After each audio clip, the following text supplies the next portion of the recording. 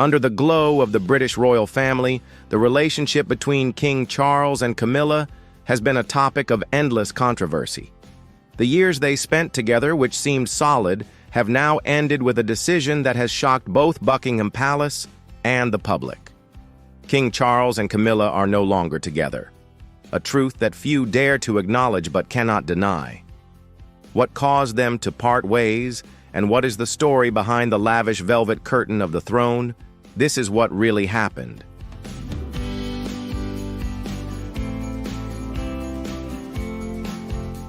No one can determine exactly when the crack began. Could it be the expectation of power, the complex web of relationships in the palace, or has the prolonged silence become the final words they exchanged? If you agree with this information, please leave a 1 in the comments. If you think otherwise, please comment 0. Don't forget to enjoy the video and hit subscribe to support the channel, helping me gain more motivation to bring more engaging content.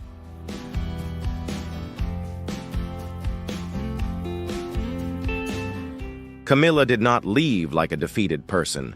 She also did not try to cling to something that could no longer be repaired. She quietly stepped out of the frame, leaving behind all titles, all debates, and even the most public love story in England. Charles, who stands at the pinnacle of power, still maintains the demeanor of a king. But inside him is a man learning how to navigate between duty and a loss that no one ever taught him how to endure.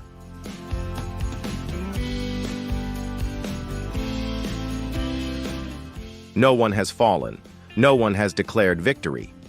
There is only a relationship that once challenged time, now sinking into silence. Like any final chapter in a royal chronicle. No noise, no explanations, and no promises of what will happen next. The public is stunned in a moment of disbelief. Social media erupts with millions of posts, ranging from shock to outrage, from curiosity to joy.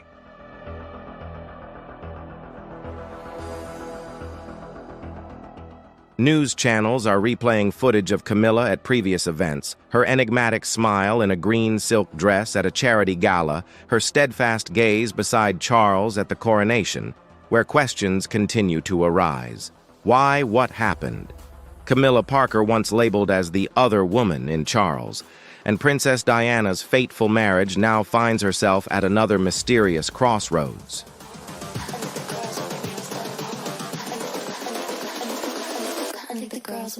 The journey of the Queen is a dramatic epic.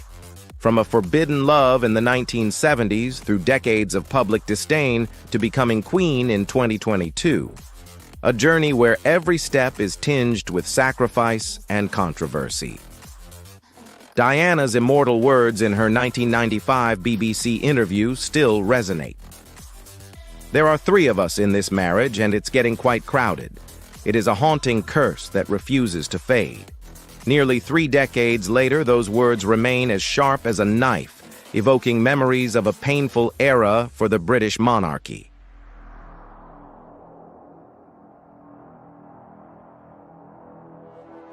Camilla, despite having been crowned queen, still cannot escape the enormous shadow of Diana, a symbol of compassion, pain, and resilience.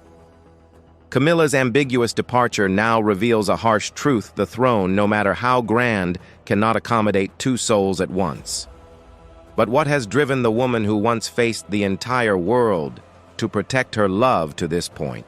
A conspiracy within the palace, a voluntary sacrifice, or an unavoidable failure?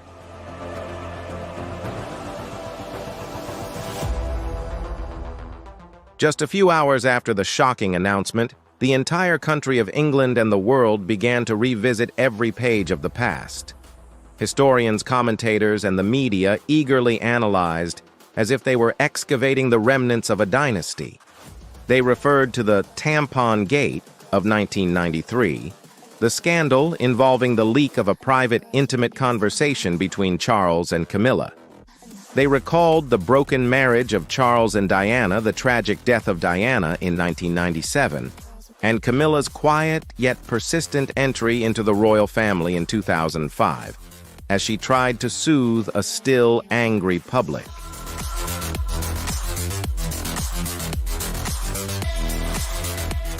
Each event is a piece of the tangled Windsor puzzle, with Camilla being both the focal point of criticism and a symbol of resilience in the face of adversity. However, Charles's statement is not just a public declaration. It is a tacit acknowledgement of a deeper crisis. Insiders whisper about heated arguments between Charles and Camilla in the days leading up to the news breaking, when their love, once defying the world, seemed to have fractured beyond repair.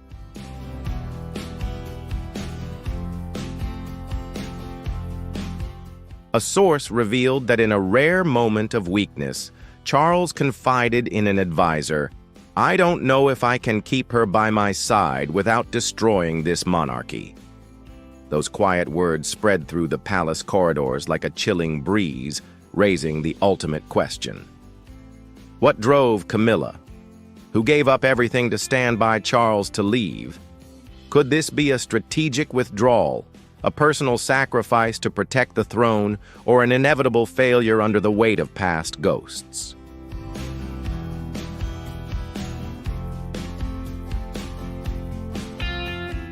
In the dark corridors of the palace, whispers began to echo.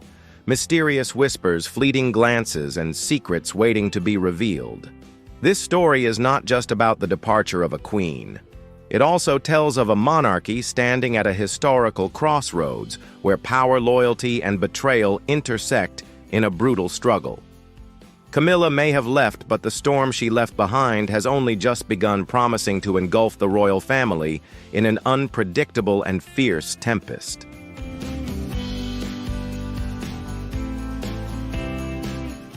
And somewhere in the darkness, Diana's presence still lingered as a silent reminder that the throne had never truly belonged to her.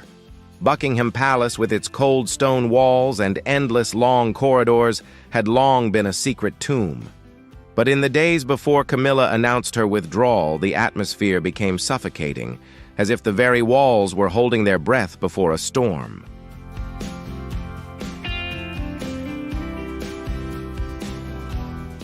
The usually reticent courtiers began to whisper about a frightening change.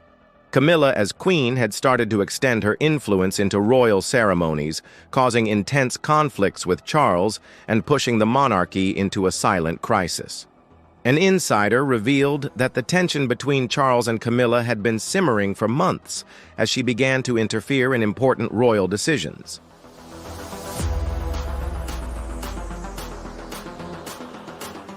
One evening in a private dining room where silver candles flickered on tense faces, Camilla boldly requested Charles to reconsider the schedule of public events.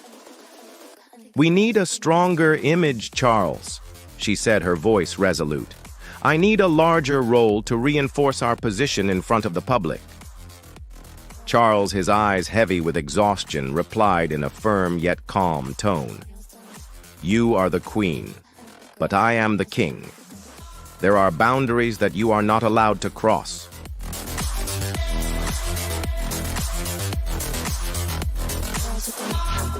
Those words, though gentle, ignited a powder keg.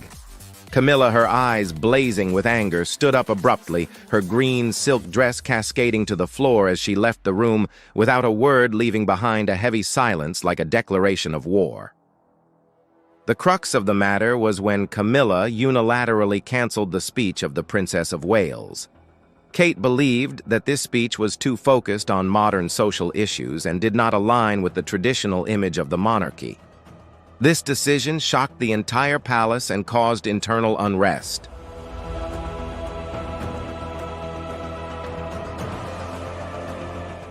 Kate, beloved for her grace and dedication, has drafted this speech to promote her charitable initiatives, a cornerstone of her role. When Charles learned of this, he confronted Camilla in his private office, where the ancestral portraits silently bore witness. "You have no right to interfere in Kate's work," he said, his voice filled with anger, his hands clenched as if holding back a storm.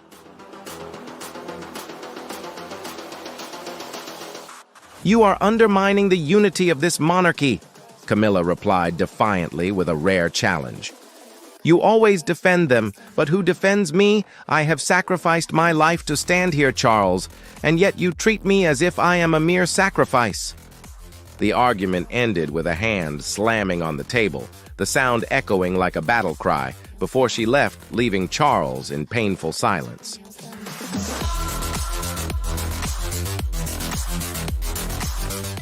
The discord is not limited to public issues.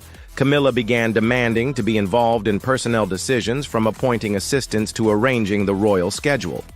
On one occasion, she even suggested that Charles replace a long-standing advisor whom she deemed disrespectful during a private meeting. Charles, weary of her increasingly escalating demands, flatly refused. "I cannot run this monarchy based on your emotions."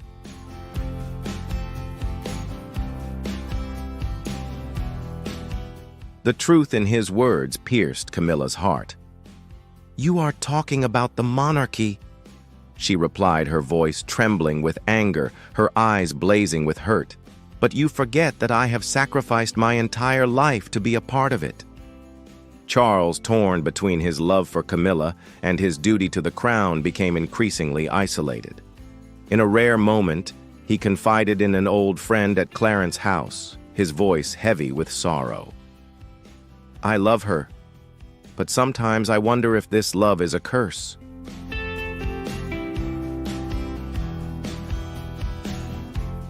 "She wants more than I can give, and I don't know how to keep her without losing myself."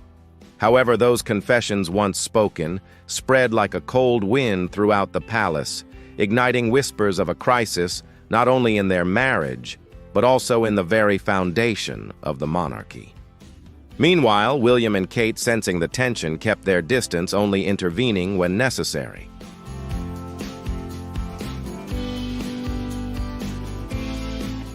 A source said, "In a private moment with Kate at Kensington Palace, William remarked, 'This is my father's issue. We just need to ensure the monarchy doesn't collapse because of it.' Kate, with her characteristic understanding, nodded, but her gaze betrayed her worry. She was acutely aware of every misstep, every hasty decision made by Camilla, like a stone thrown into a calm lake, creating ripples that threatened to pull the entire royal family into chaos.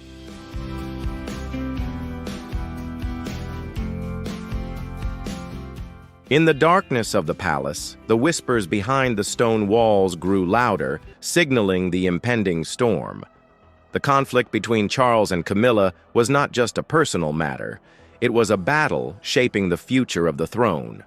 On the morning of September 15th, Prince Harry's 40th birthday arrived in the crispness of London's autumn.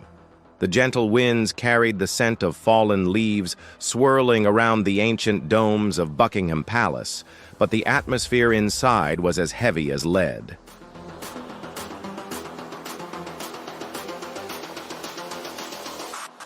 Harry, once the shining hope of the monarchy, the second son, with a bright smile and a free spirit, is now the most divisive figure. His departure from royal duties at the age of 20, the shocking interviews with Oprah, and the few memoirs have made him a pariah in the eyes of many, a stain on the glamorous image of Windsor. However, for King Charles III, Harry remains the boy held close with sparkling eyes when asked about the royal stables or the ancestral stories told in the sunset at Highgrove.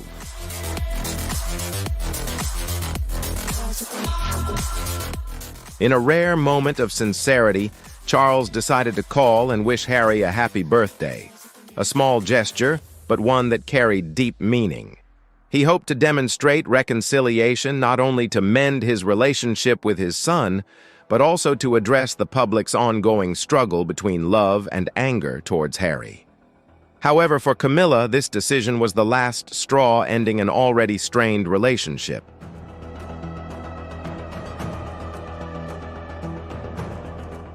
In the private dining room of the palace, where silver candlesticks cast a shimmering light on the gilded walls, Charles shared his plan. "I want to call Harry," he said, his voice steady but resolute. "Today is his birthday. I can't let him think that his father has abandoned him." Camilla took a sip of wine, slamming her glass down on the table. The sound of crystal clinking against wood rang out like a warning. Her eyes flashed with anger, her voice sharp as a knife. "You really are going to do this after everything that kid has done?"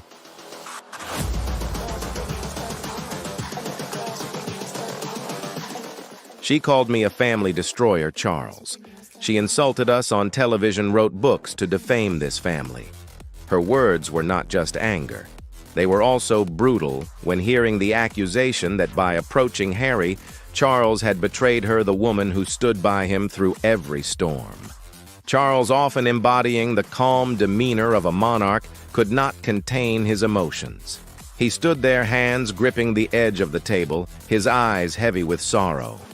"I lost Diana, and I am losing Harry," he said, his voice trembling, each word tearing at his heart.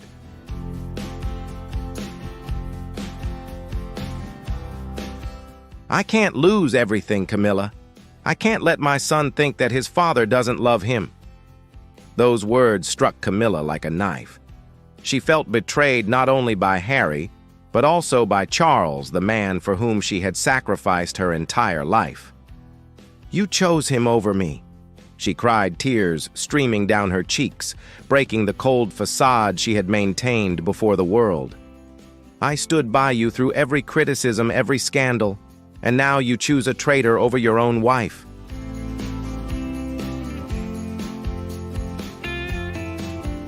But Camilla's anger was not only directed at Harry. She had noticed Charles mentioning Diana more frequently for a long time, as if her ghost lingered in every decision he made. In Charles's office, a large portrait of Diana was prominently displayed above the fireplace. It was not a picture of him and Camilla, but of the late woman, her sad yet captivating smile always present.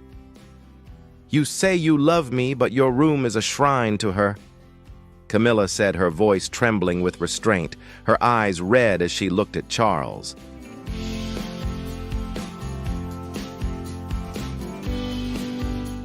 "Diana is still here in every thought of mine. Have you ever truly been present with me?" Charles replied, his voice tinged with a rare bitterness. "I haven't forgotten Diana. The public hasn't either, even when she was alive." The truth in his words struck Camilla like a poisoned arrow.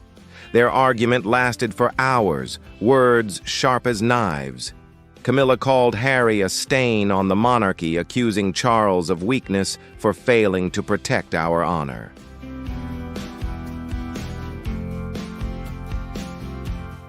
Charles, in a rare moment of anger, responded, "You talk about honor, but you don't understand. I'm trying to save this family. If I lose Harry, I will lose what remains of Diana." Mentioning Diana, even if only accidentally, was a devastating blow to Camilla.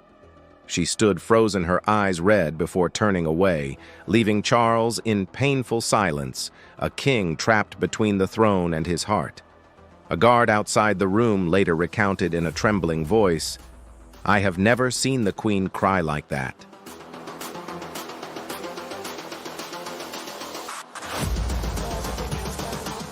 As for the king, he looked like a man who had lost everything. The news of the argument leaked to the tabloids, causing a stir in public opinion. Camilla was furious with Harry. The public was divided. Some sympathized with Charles, seeing a father reaching out to his son. Others supported Camilla, arguing that she was completely justified in being angry about Harry betraying the reputation of the monarchy. 2 days after the fateful argument on a pouring rain night, Buckingham Palace was enveloped in a strange silence.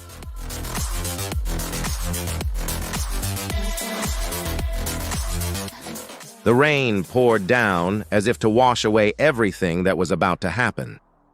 In the darkness, a sleek black car glided past the palace gates, its headlights dim beneath the heavy downpour.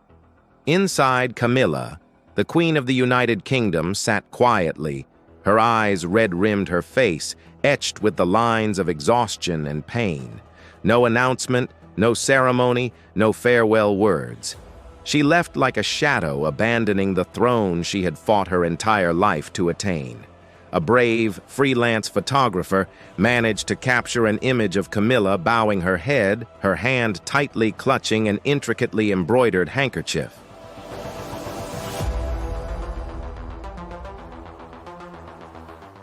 The image was like a sugar-coated bullet that appeared on the front page of every newspaper the next morning with sensational headlines, "Queen Camilla has disappeared. Public opinion fell into chaos on online forums filled with speculation, ranging from mysterious illnesses to complex conspiracies within the palace. But within the palace, those involved did not understand that Camilla's departure was not just a personal matter. It was the culmination of long simmering fractures.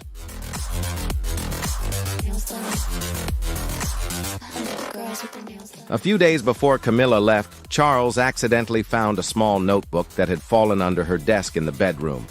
Unable to resist, he opened it and immediately regretted it. Her handwritten lines rolled out from sleepless nights sharp as a knife. William was just a figure obsessed with image, lacking the depth to deserve the throne. If I were truly its stepmother, I would teach it to be loyal to family rather than chase after fame. But I will not raise Diana's children. Charles was stunned. The words, sharp as knives, shattered the last defense he had for Camilla. That day, he said nothing to her, only quietly walked out of the room. But his silence was sharper than any accusation. The night Camilla left, Charles stood in the hallway, gripping the crumpled notebook tightly, his eyes lost in the downpour outside. A storm was raging within him.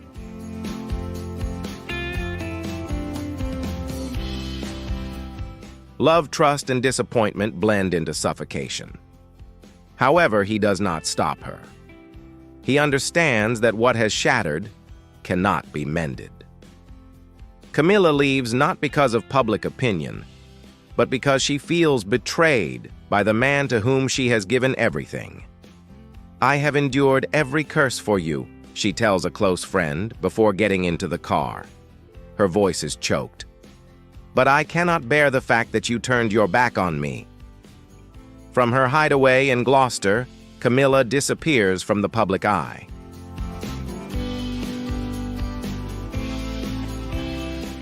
If you want to understand more about the story behind this unexpected breakup and its profound impacts on the future of the British royal family, don't miss the detailed analyses, exclusive interviews, and insider perspectives from the palace. Follow our page for the latest updates, share your opinions, and explore the untold secrets of the lives of King Charles and Camilla. Subscribe now so you don't miss any important information, because the truth is just beginning to be revealed.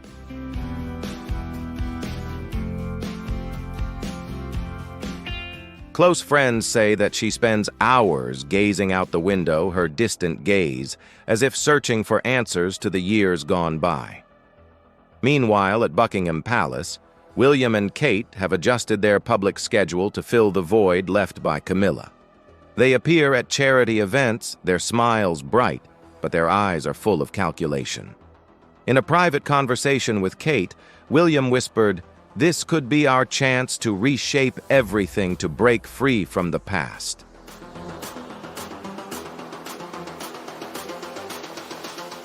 Not only for the throne, but also for the soul of the monarchy. The media storm following Camilla's departure continues like a smoldering wildfire across the parched fields. From the calm tone of the Times to the sensational headlines of The Sun like "The Queen Disappears."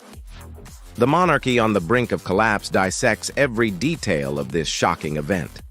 On social media, millions of posts are flooded with speculation, from theories of a secret conspiracy within the palace to attacks on Camilla for abandoning the throne.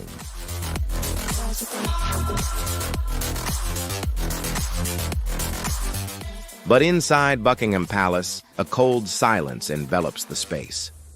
It is as if everyone is holding their breath, waiting for a turning point that could reshape the fate of the monarchy. King Charles III, grieving the loss of Camilla, has become more reclusive than ever. He avoids public meetings, refuses to appear before the public, and spends hours in his private office at Clarence House, where the dim light from the window casts a shadow on his gaunt face.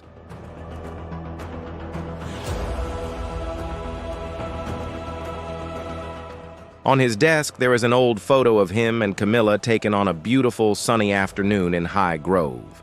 The bright smiles of both serve as a painful reminder of the lost days. A close assistant, one of the few allowed in during these days, revealed that he blames himself. He said that if it weren't for Harry, Camilla would have never left. But he also knows that there is no way back, that the cracks have run too deep.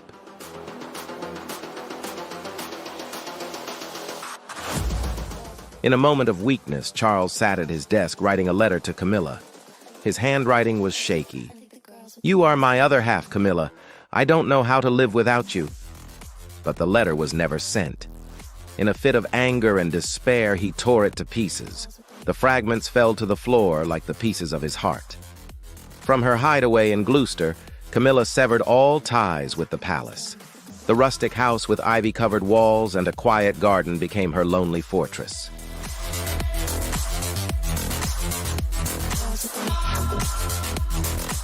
A close friend, the only one allowed to visit, shared in a sad voice.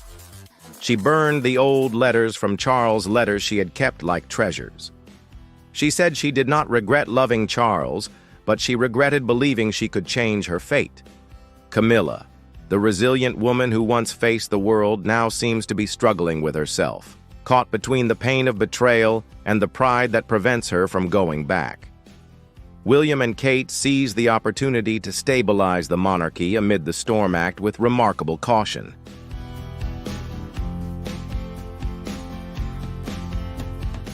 They quietly modified the press releases, removed Camilla's name from major events, and increased their presence at charity activities, but they steered clear of the troubles involving Charles and Camilla like chess players waiting for their opportunity. In a private conversation at Kensington Palace, Kate spoke to William in a steady but firm tone. "This is not our battle. Father needs to face the consequences, and we need to ensure a strong monarchy."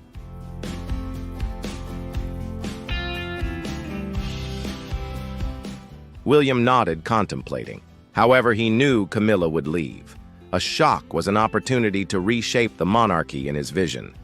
A modern crown unburdened by past scandals. From California, Prince Harry, upon hearing the news of Camilla's departure through the media, called Charles. The call was brief, lasting only a few minutes, but it carried the weight of years of distance. "I still haven't forgiven Harry," he said, his voice low but sincere.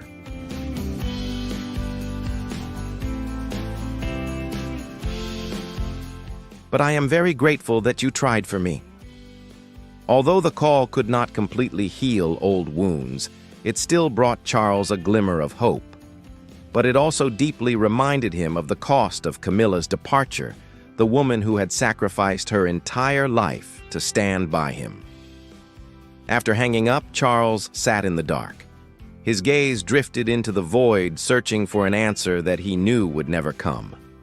In the palace, the whispers continued, not only tinged with curiosity, but also filled with concern about the future of the monarchy.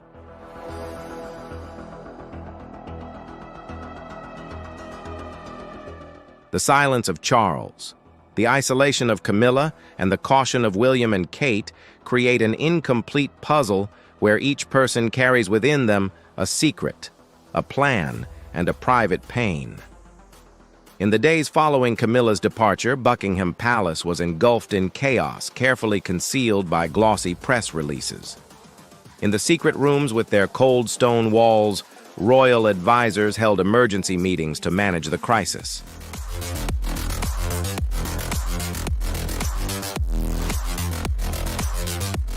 A bold proposal has emerged from a prominent senior aide known for progressive ideas, downgrading Camilla's role from queen to that of a royal consort. This proposal has sparked intense controversy. Some argue that this is a way to keep Camilla in place without further damaging Charles's reputation, especially as the public remains divided about her. However, traditionalists argue that this is an unacceptable insult, a move that diminishes Camilla to an ambiguous, unofficial title.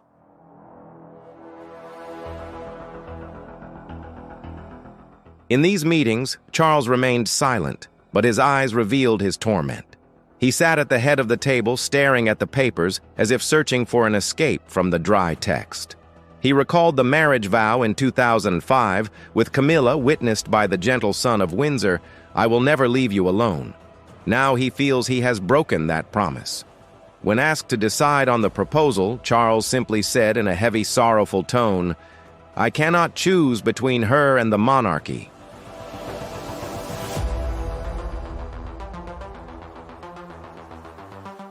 The silence from him was understood as tacit agreement, but in reality it was the paralysis of a man caught between love and duty.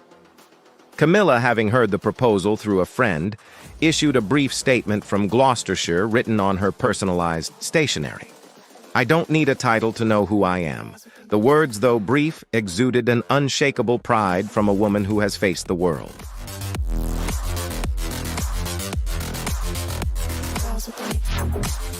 But behind that determination, Camilla is deeply hurt. "They want to turn themselves into ghosts," she tells her friend, her voice trembling, her eyes fixed on the rain-soaked garden. "But I won't let them forget me." From her hiding place, she starts a new diary recording the years spent with Charles, as if to preserve herself before everything fades away.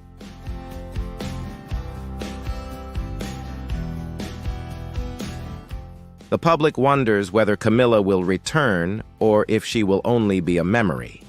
Some believe she will stage a comeback using her absence as a strategy to regain influence.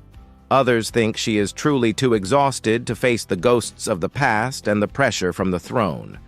Meanwhile, William and Kate continue their work with perfect smiles and polished speeches, playing a secondary role in the crisis.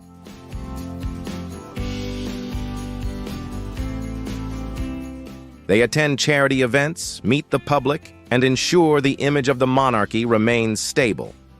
But privately, William told Kate, "We need to let Dad handle this, but if he fails, we will have to save the monarchy." Kate nodded, determined, ready to take center stage if necessary. As the power dynamics in London become clearer, this question looms over the entire kingdom.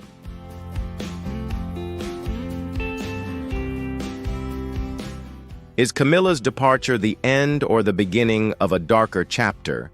The House of Windsor, with its evident fractures, stands at a historical crossroads. In the shadows of the palace, whispered promises linger, a battle unprecedented not only for the throne, but also for the soul of the monarchy. And somewhere the specters of Diana, Harry, and now Camilla still linger, the eternal ghosts of the crown.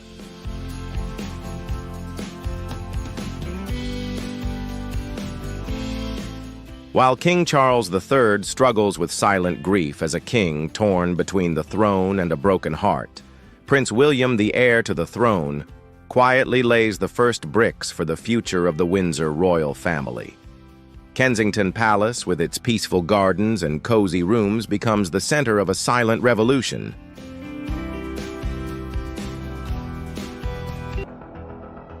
In a private meeting room where the tall windows illuminated somber faces, William chaired a secret session to announce the Royal Image Reform Plan. Meticulously crafted with the Princess of Wales, this plan focuses on modern issues such as mental health education and climate change topics that they believe will connect the monarchy with the younger generation and a public eager for renewal.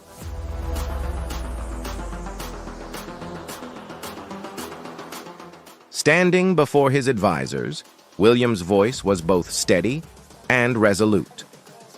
"We do not erase the past, nor do we erase anyone. We are moving forward to protect this monarchy, ensuring it remains significant in today's world." Camilla's name was not mentioned, but her absence was a clear void. The advisors understood that William was carefully avoiding any moves that could be seen as disrespectful to his father, while also building a monarchy free from the shadow of Camilla and past controversies.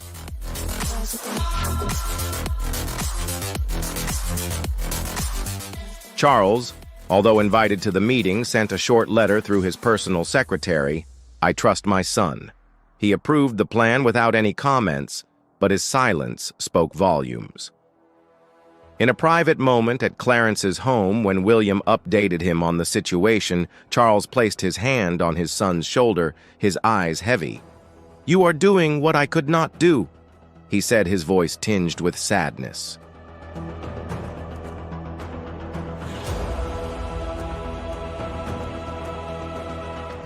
But remember, Camilla is not the enemy.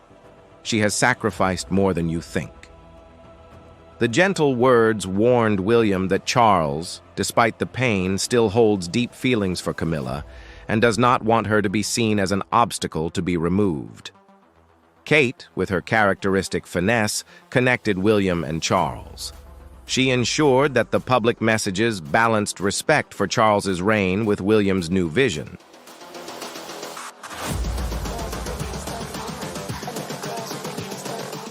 At a charity event for mental health, Kate spoke to the crowd. Her voice was warm yet authoritative.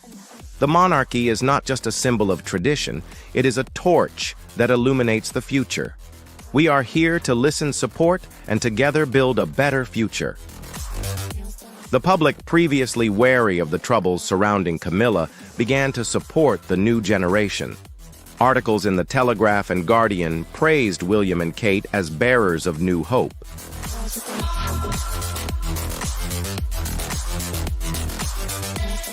However, Camilla's shadow still lingers as a reminder of what was lost in the palace.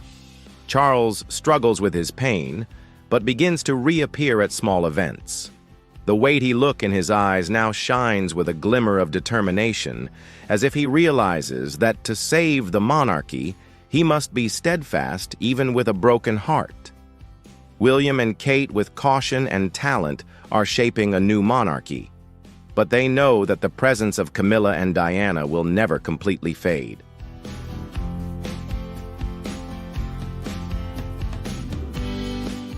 On the day of the color parade, one of the largest annual events of the monarchy, the sky over London shone with rare summer sunshine.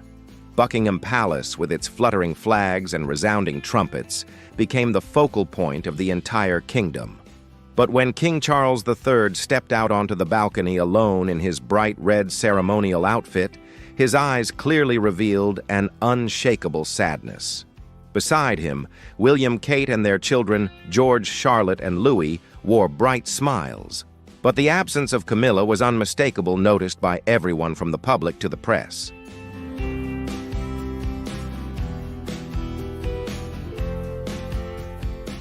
A passerby in the crowd at the shopping center told a BBC reporter, "I never liked Camilla, but seeing her leave like this, I wonder what really happened." In his private office at Clarence House, Charles holds a small ring that Camilla gave him for their anniversary, a simple yet profoundly meaningful gift, engraved with the words, "Forever Together." Now it serves as a painful reminder of a broken vow. "I love her," he told a close aide, his voice heavy, his gaze looking out the window.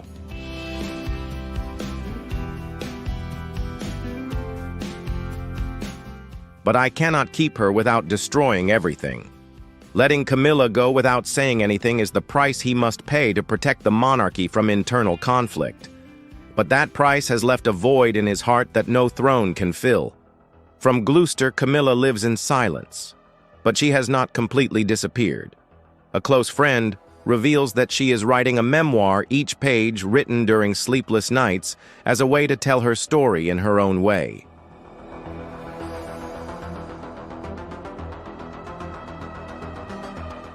She wants the whole world to know that she is not the destroyer of family happiness," her friend said, voice full of sympathy. "She is just a woman who loved and paid too high a price for that love."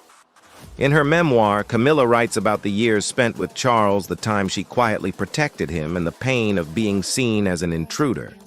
But she also writes about her disillusionment with Charles, the moments he chose the monarchy over her, and her departure as a reclaiming of freedom.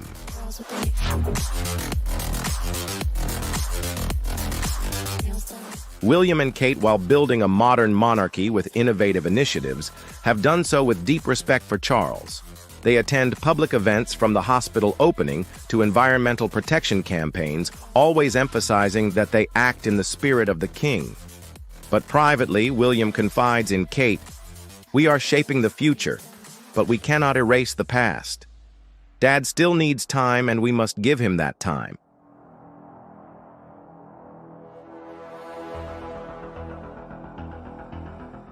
Kate, with her deep understanding, nodded firmly.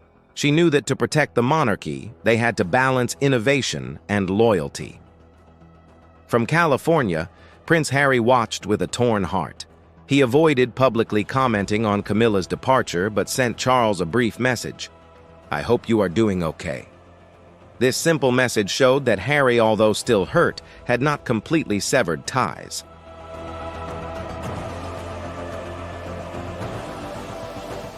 But he still keeps his distance. His presence, even just through a phone call, can rekindle old wounds. In the darkness of the palace, whispers still echo, signaling an uncertain future. The throne, no matter how magnificent, still carries the eternal shadow of those who have once touched it.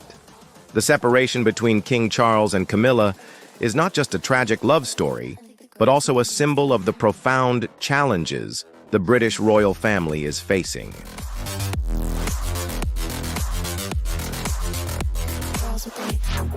Through the cracks in the heart and the throne, the future of the monarchy now stands at important crossroads, requiring renewal while still preserving tradition. No matter how their story ends, one thing is certain: history, and the public will never forget the mark they have left. And in the light of change, we will continue to watch how the next bricks will be laid to rebuild a stronger and more united royalty than ever before.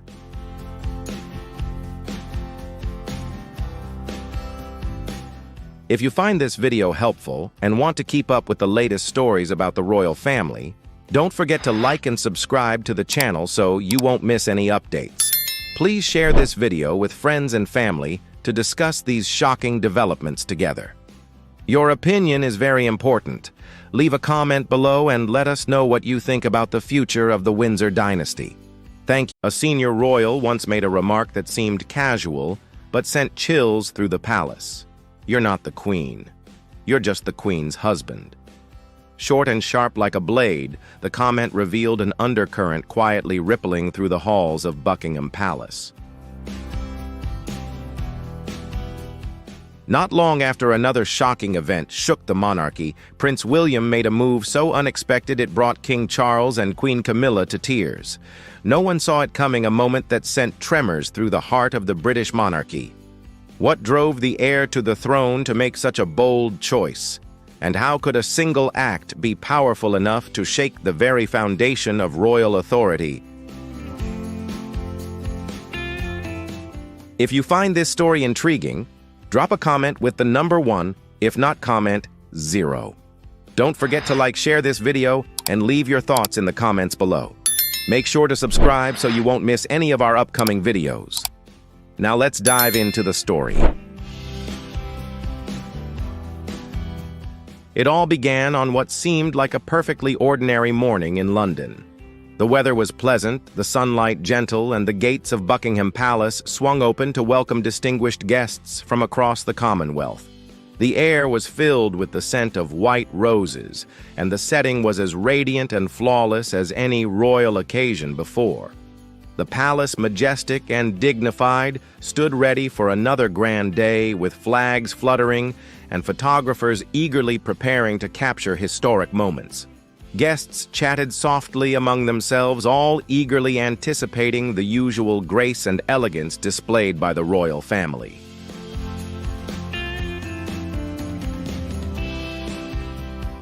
Yet inside those gilded halls and polished marble floors, something felt off. It wasn't the decor. It wasn't the guest list. It was the air itself, tense, unusually quiet, carrying the unmistakable weight of change. Palace staff moved briskly, their eyes subtly tracking one person, Prince William. He had arrived with an unusual request, one that wasn't on the schedule, one no one had anticipated, and one whose consequences no one could yet imagine.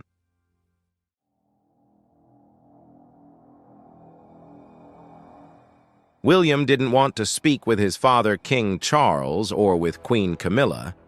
He asked only to speak alone.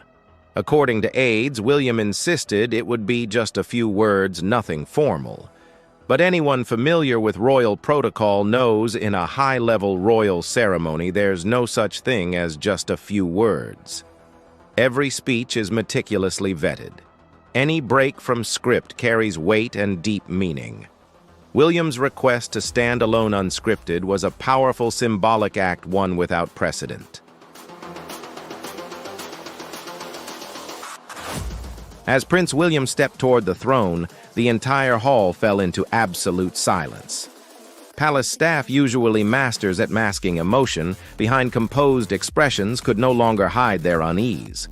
William appeared calm, but it was exactly that calmness that made people anxious. In his eyes, resolve. His posture, tone, presence, it all echoed someone unforgettable, Princess Diana. A woman who once stood before the monarchy with a heart full of truth, strength, and fearless honesty. In that moment, it felt as though William had inherited not just her legacy, but her independent spirit, the very essence of the mother he deeply admired.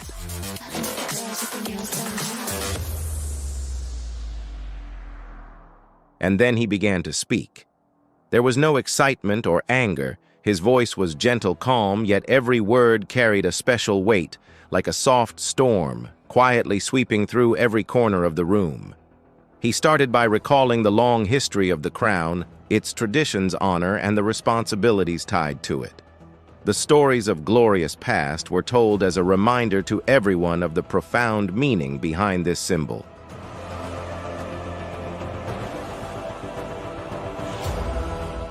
However, shortly after, his tone shifted to a new, far more important topic: change. But this was not some distant, abstract change in the future. It was a concrete, practical transformation that could be felt and seen right now. He affirmed that the crown cannot stand above the people. It must walk with them, stand beside them, not just in ceremonies, but in every meaningful action and decision.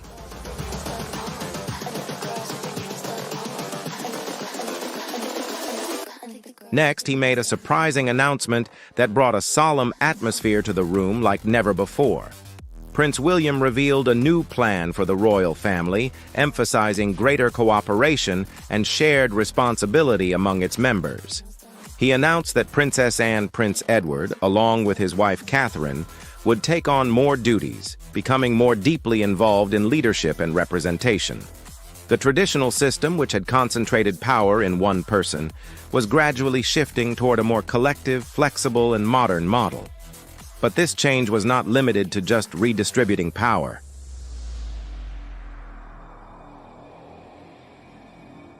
William also officially stepped into a new role with the support and approval of King Charles. He would begin taking on more significant public duties. While not formally titled as a regent, his role would essentially carry the functions and authority of one. He would represent the crown in important meetings with international leaders, visit communities across the kingdom, and make decisions in the public eye. He was no longer just a prince in title. He was transforming into a true leader with clear power and responsibility.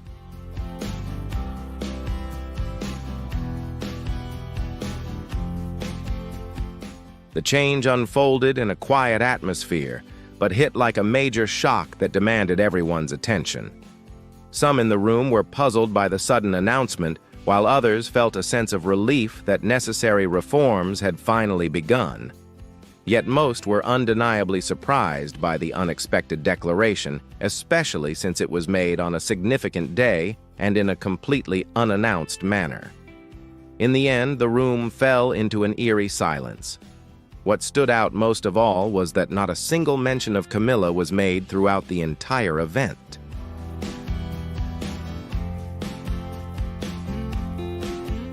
That spoke volumes without a single word. Camilla was clearly excluded from the new plan and this shifting role. Whether it was her own decision or William's, the message lingered like a silent shadow hanging heavy in the air. After the speech, instead of applause, the audience chose silence, quietly absorbing the profound message.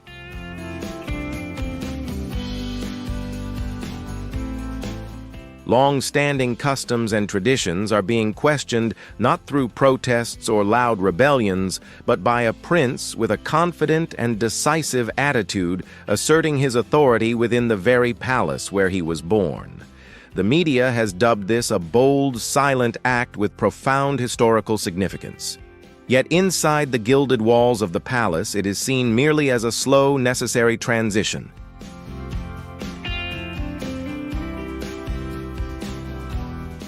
The royal family, known for its meticulous caution in decision-making, is like a massive ship slowly changing course on the deep sea, every move carefully weighed. Prince William's action today marks the first step in a long journey to transform the workings of this ancient institution, carrying new hopes for greater closeness, transparency, and connection with the people.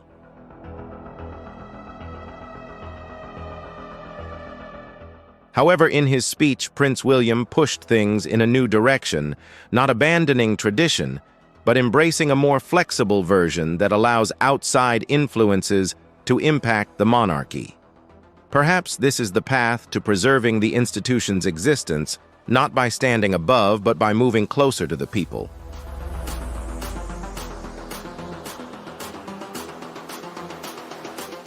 The clear absence of Camilla in the speech added a tense undercurrent to the atmosphere. At first, the royal hall was filled with excitement and a palpable sense of change spreading throughout. Prince William shared an ambitious vision for a new era, a modern monarchy capable of adapting and thriving in a turbulent world. His speech was full of confidence with a clear focus and ideas aimed at fostering deeper connections with the public. But for many observers, the most striking detail was the silence surrounding one key figure, Camilla.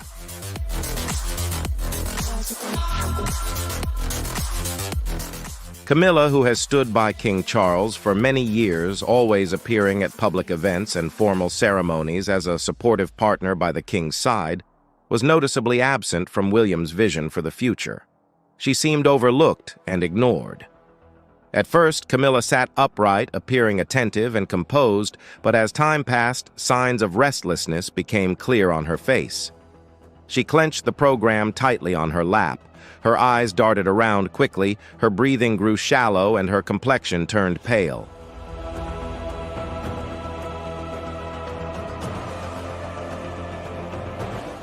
Without a word, she suddenly collapsed forward and fell silently. Medical staff quickly rushed in. King Charles stood up, his voice trembling as he called out Camilla's name in worry. Everyone in the room was stunned. Cameras continued to capture every tense moment. Though there was no physical chaos, the atmosphere became suffocating, filled with panic. The future queen had to be urgently escorted out on this momentous day, an event originally planned as a solemn and symbolic ceremony for the monarchy. I think the girls with their nails done now. Phones kept ringing non-stop, and the press corps grew increasingly tense. What was supposed to be a peaceful and momentous day suddenly spiraled into uncontrollable chaos. In a private room, royal advisors were engaged in heated discussions, debating endlessly. Everyone was puzzled, unable to understand why Camilla had been excluded from the future that Prince William had just outlined. King Charles, already frail, looked shocked and somewhat stunned by these unexpected developments. However, within the royal circle, many harbored suspicions. Rumors began to spread rapidly. Some believed Charles had been warned about his son's intentions, but perhaps never thought William would actually carry out the plan. Yet the truth unfolded exactly as it had.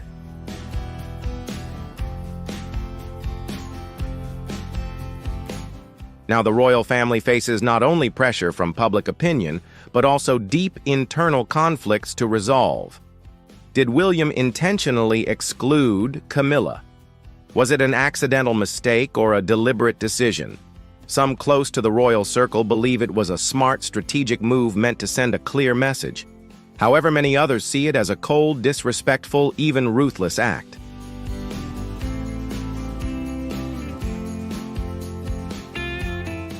What everyone agrees on is that this event has created a massive impact. Camilla was not only absent from the important speech, but was also almost completely pushed out of the future William envisions. The immediate consequence is evident in the cracks appearing on the once flawless facade of the palace. This is not just a matter of public image, but a sign of deep divisions within the royal family itself.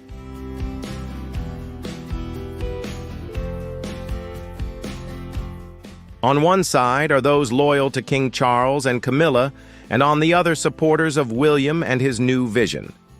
The factions remain undefined, but the gap between them is growing increasingly clear. Amid all this turmoil stands a woman who once held a significant place in the royal family, now seemingly losing her influence and importance. Camilla's collapse was not seen by those close to her as merely a medical emergency. They believed the cause ran deeper than just stress. It was a profound inner pain. Hearing the speech and realizing she no longer belonged in the future that William was shaping caused her silent, unbearable anguish, though it went unspoken. This emotional pain didn't always manifest loudly or dramatically. Sometimes it lived quietly in the shadows of still somber moments. Camilla's sudden collapse and the silence that followed vividly reflected the deep inner turmoil she was experiencing. Meanwhile, Prince William remained completely calm, showing no sign of hesitation or doubt. He continued to pursue his plan with unwavering determination, as if everything were unfolding normally, demonstrating remarkable inner strength and adaptability.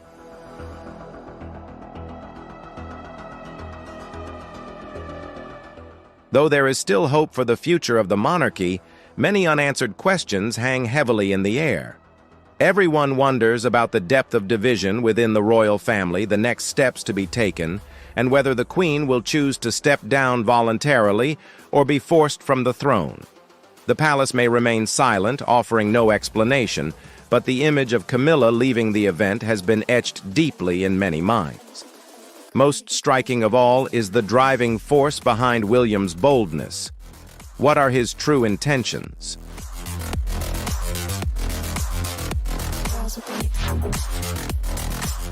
Prince William did not make this decision impulsively or emotionally. It is the result of a long, quiet, meticulous, and patient process of reflection. There are signs of profound change happening behind the scenes, guided by the most important influence in his life, Princess Diana, even though she is no longer present. Diana had a tremendous impact on William's life, shaping his behavior, communication style, and the values he upholds. She instilled in him compassion, empathy, and the importance of seeing each person beyond their royal title. Those lessons have always remained in William's mind, shaping every decision he makes.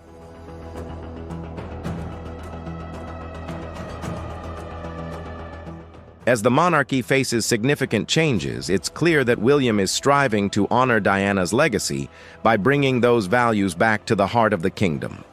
He has spent years observing and realizing that tradition sometimes overshadows clarity and reason.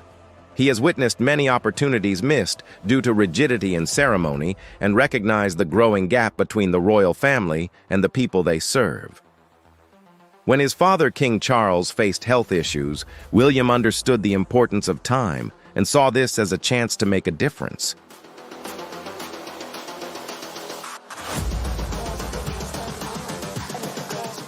Not content with merely moving forward, William strives to make real progress. He refuses to be trapped in a system just because it has always been that way. William desires genuine change, a monarchy that truly reflects the modern world rather than outdated values. Achieving this requires bold and decisive decisions. One such choice is stripping power from those he believes no longer align with his vision, including Queen Camilla.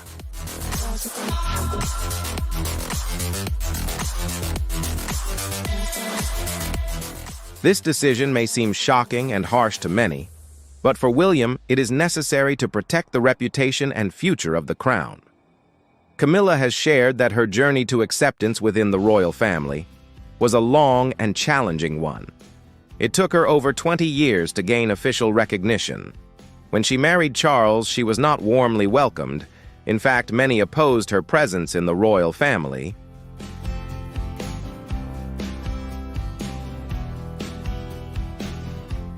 Despite that, Camilla remained persistent and continually proved herself.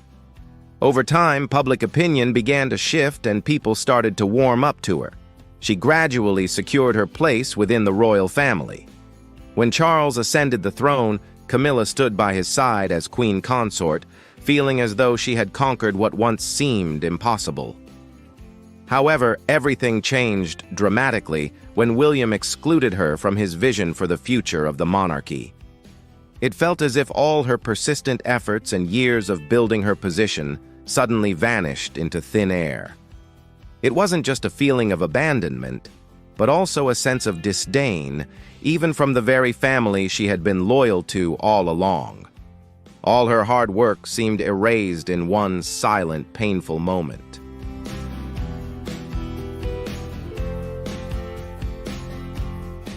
Even behind the palace walls, the impact of the event was profound. When Camilla collapsed after William's speech, many assumed it was simply due to stress and pressure. But those familiar with the royal family believed it was a much deeper pain. She had spent countless years trying to find her place within the monarchy, enduring rumors, harsh criticism, and relentless comparisons with other members.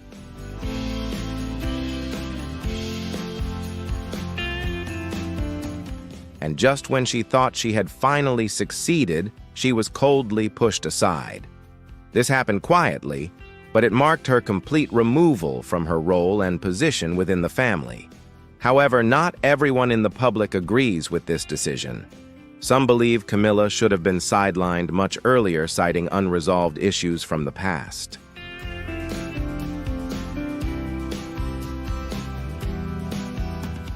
Others feel sympathy for her, believing she doesn't deserve to be pushed to the sidelines after so many years of effort and contribution.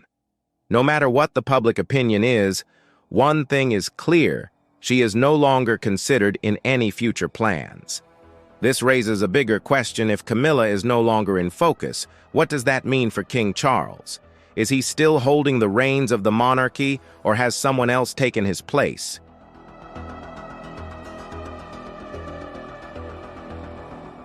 Charles has always yearned to uphold the monarchy he waited so long to lead.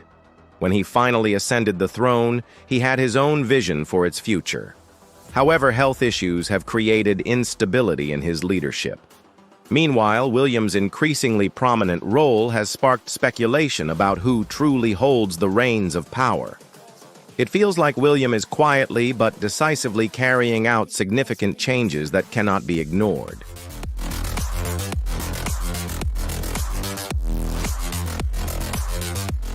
William envisions a monarchy that is more closely connected to the people, one that listens and operates with greater transparency in all its actions. He wants to build a monarchy that fits the modern era, not just one that preserves the past.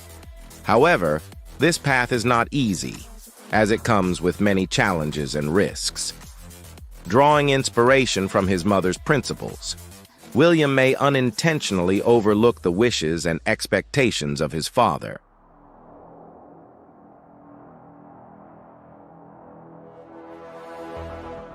This could create a monarchy that looks modern but feels alienating to some parts of society.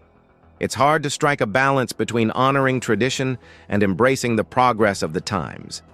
And in the middle of it all is a family with a full range of experiences, love-loss conflict, and efforts to heal. It's a family that not only maintains titles and rituals, but also carries deep emotional wounds. The changes underway come with serious consequences, and the big question is, who will bear the burden of those consequences? Change in the royal family doesn't happen overnight, but when it does, the price paid is often heavier than the crown on the head.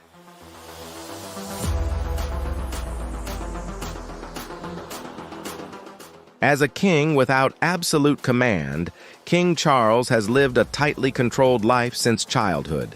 From a young age, he was taught how to dress, how to speak, and how to find his place in society. His life revolved more around fulfilling duties than making an impression or creating major change. He wasn't taught to shock the world, but to protect it. Nails done. I think the girls with the He was expected to be a symbol of stability. He followed all the rules, walked the royal path, and ultimately ascended to the throne that was destined for him. However, now that he has achieved everything that was assured to him, something feels off. A significant change is underway, and it seems no one, not even the king himself, can fully hold the reins anymore. The royal family, once running smoothly without any issues, is no longer the same.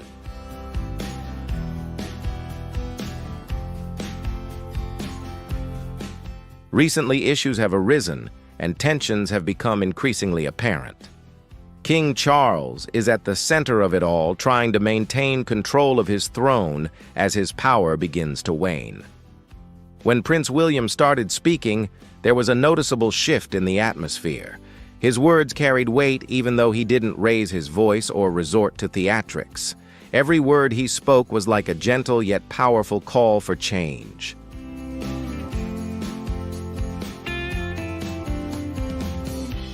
While the king remains the official leader, it's clear that William has emerged as the true leader in the room.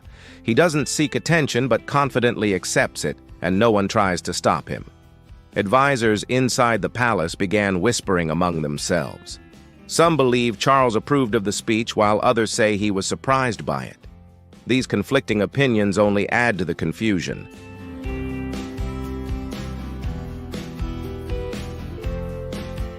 People wonder why the king didn't speak up if he was truly in control, or what that means for the monarchy if he isn't. The stability once felt now seems fragile, and then everything begins to crumble. Queen Camilla's collapse isn't just a health concern, it represents something much bigger.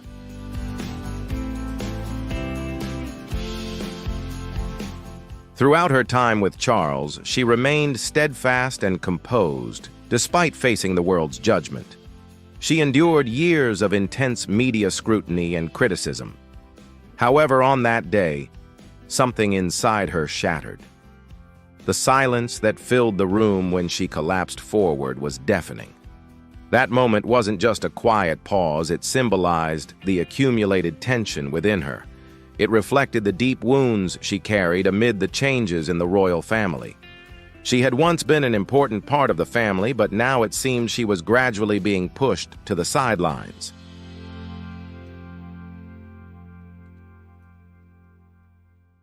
The changes William is leading are not just about power or roles, but also about values and vision.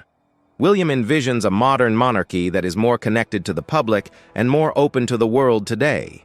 However, this also means altering the old power structures and abandoning some long-standing traditions. This has led to clear divisions within the royal family and among public opinion. Many support innovation and adapting to the times, while others mourn the loss of traditional values and worry about losing their identity. Amid it all, Camilla seems to be the one suffering the most.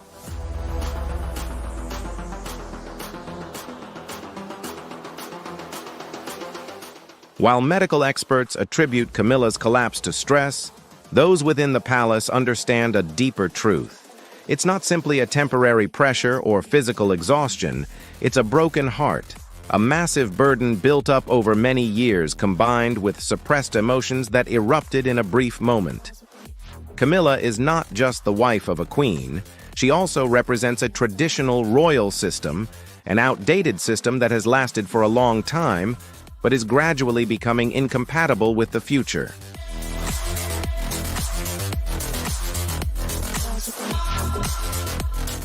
Her collapse was like the final chapter in a royal history story. It happened suddenly, without any official acknowledgement or ceremony, just a raw, immediate reaction.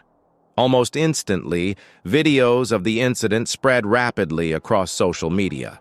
Hashtags about the event became trending topics, drawing widespread public attention. People didn't just witness the fall of a powerful woman. They saw the fading symbol of a monarchy gradually losing its place in the hearts of the people.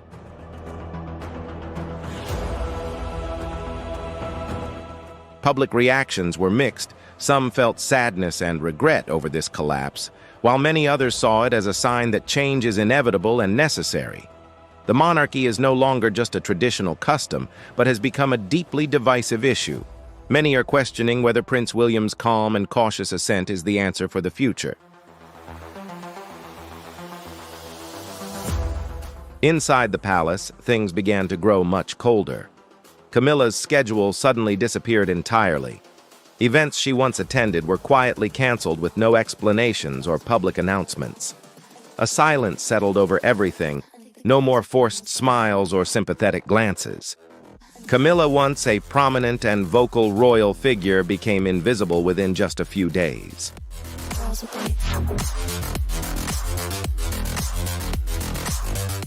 The staff who once supported and protected her gradually began to distance themselves. However, this was not personal cruelty, but a calculated move. It seemed the palace was quietly turning a new page, a different future. But no one officially spoke out or explained it to the public.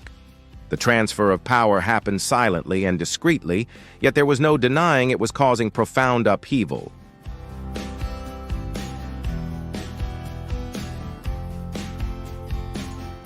However, as one person steps back, another moves forward. Catherine, the Princess of Wales, doesn't need an official speech or to forcefully put herself in the spotlight. Her mere presence is enough to create a sense of calm and stability for those around her. While many other royal members appear worried and unsettled, Catherine remains remarkably composed and confident.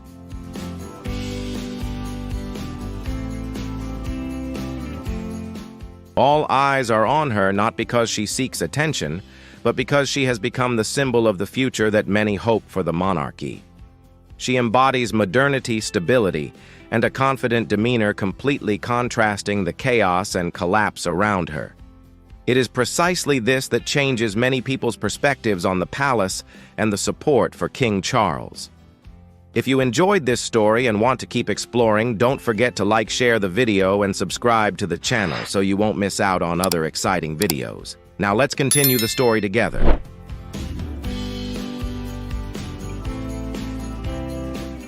Gradually, doubts began to arise about King Charles's ability to maintain his power, not because he was failing or weak, but simply because he ascended the throne too late at a time when social changes and generational shifts were happening rapidly. This delay created a wide gap between him and the public's expectations, causing real power to gradually shift to the next generation. And now, just as Prince William feels comfortable in his new position, calls for even deeper changes begin to emerge. For King Charles, this is not merely about losing an authoritative role within the royal family. It is also the loss of control over the very family he has always tried to protect. Witnessing Camilla's breakdown was not only a difficult moment for the public, but also felt like a deeply personal loss for him.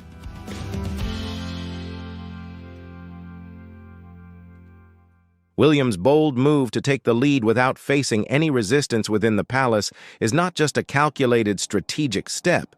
It is also a moment filled with sorrow and deep reflection. Charles always hoped his son would eventually take the throne, but he never imagined it would happen so quickly.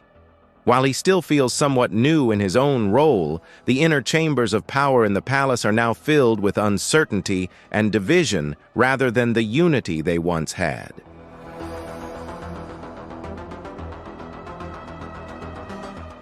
Some royal family members and advisors believe that Charles should assert his authority by demonstrating clearer strength. On the other hand, many think it's better to let the transition happen smoothly, gently, and without upheaval. However, the truth lies somewhere between these two extremes. The monarchy is not collapsing, but it is undergoing a quiet evolution. There are no scandals or open power struggles, only subtle changes unfolding behind the scenes.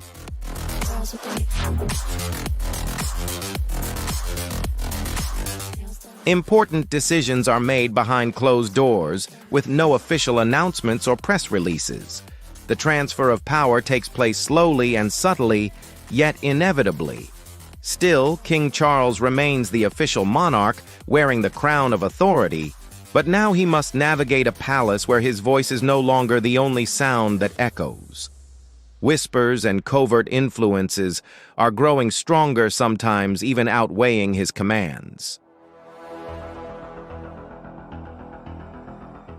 The future of the monarchy is not greeted with excitement or grand declarations, but through steady and irreversible progress. The transition to a new generation of monarchs has become inevitable. The focus now is on how and when this change will be completed. In this period of instability and transition where tradition clashes with progress, the monarchy is shaped not by official announcements, but by symbolic events.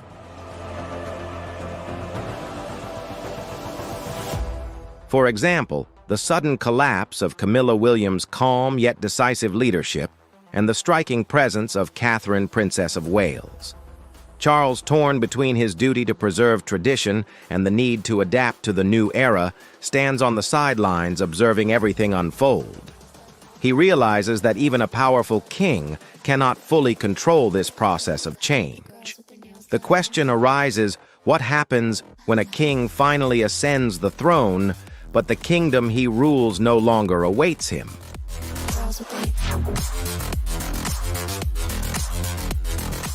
In 2025, a surprising moment changed many people's perception of the British monarchy. The event took place during a royal ceremony at Buckingham Palace, which was expected to be grand and peaceful. However, Queen Camilla, who usually appeared calm and confident, suddenly fainted in front of a large audience and television cameras. Social media immediately exploded without waiting for any official confirmation from the palace or authorities. Videos of the incident quickly spread across YouTube, TikTok, and Twitter.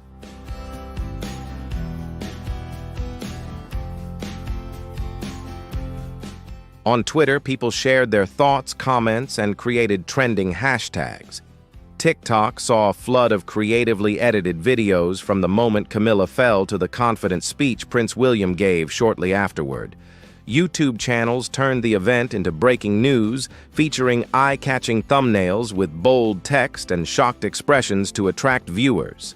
The world didn't just watch it, formed divided opinions, asked questions, and responded passionately. The incident was not merely a health concern, but carried deep emotions connected to past stories and events within the royal family.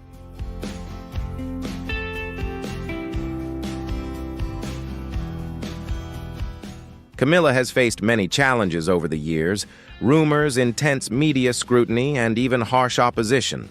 Many believe her collapse was the inevitable result of carrying a heavy psychological burden for too long. They see it as a tragedy, a moment reflecting a woman who had endured immense pressure for many years. However, not everyone views the situation the same way. Some see it not only as Camilla's personal failure, but also as a symbol of a deeper, more profound change. According to them, the monarchy is stagnant, clinging to outdated traditions and powers. Camilla's collapse is seen as a sign marking the beginning of a new era, more modern and better suited to today's world.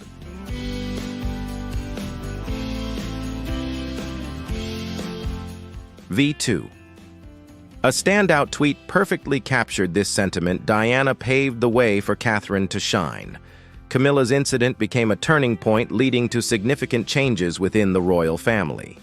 This tweet was quickly shared by thousands, spreading into a powerful and inspiring message. People began openly taking sides, especially the younger generation. They supported Prince William and Princess Catherine, seeing them as symbols of sincerity and approachability, a stark contrast to the distant image of the monarchy in the past. In their eyes, William and Catherine represent a new future, strong yet compassionate, blending royal tradition with modern human values.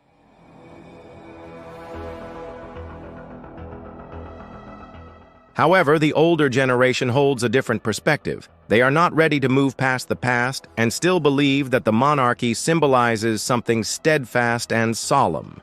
They worry that this moment signals the loss of those values. The rapid pace of change makes long-established customs seem like they are disappearing. Inside the palace walls, the tension is even more intense. What was supposed to be a peaceful event suddenly turned into a public emergency. Staff whisper, strategize, and debate endlessly. They wonder whether to issue an official statement to clarify the situation or prioritize protecting Camilla's privacy to soothe the public.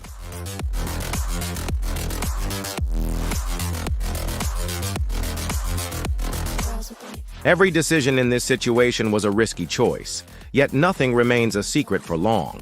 Media outlets quickly published articles with eye-catching headlines like "The Queen's Collapse," "The Rise of the Prince," or "The End of an Era." This led a global audience not only to observe but also to analyze the situation more deeply. People around the world began exploring topics such as authority-power transition and what was to come. While Camilla attracted attention, another figure, Catherine, quietly stepped into the spotlight. She didn't speak publicly or seek attention, but many people noticed her presence.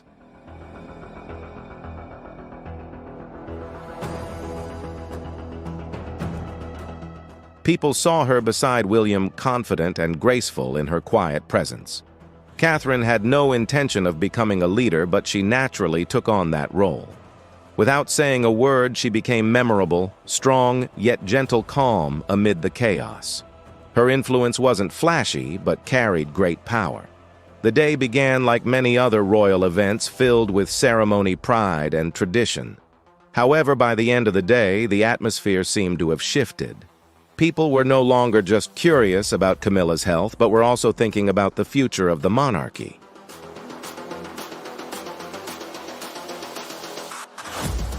The answer remains unclear, but recent events reveal that becoming a monarch is not just about being born into royalty or following tradition. It's also about building connections, being present, and possessing a silent power that doesn't require a crown to be acknowledged. When one falls, the rise of another becomes evident. In the ensuing silence, a new chapter begins, one that may change the monarchy forever. Catherine is the one stepping forward.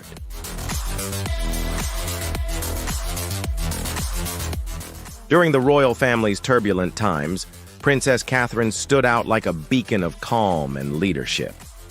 Despite the tensions and swirling rumors, she remained graceful and composed at an important charity event.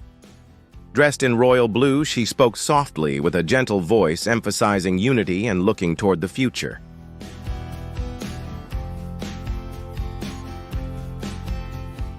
Her presence served as a reminder of the values that truly matter during difficult times. Although the venue wasn't grand, the impact she made was profound. With sincere and warm words, she touched the hearts of people across the country with just a few sentences.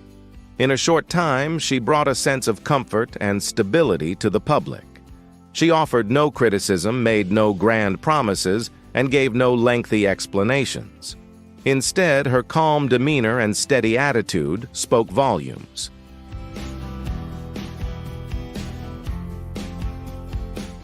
She simply stood there as a reminder that even in times of uncertainty, a solid foundation still exists. The public, yearning for authenticity, took notice and felt something they hadn't in a long time: hope.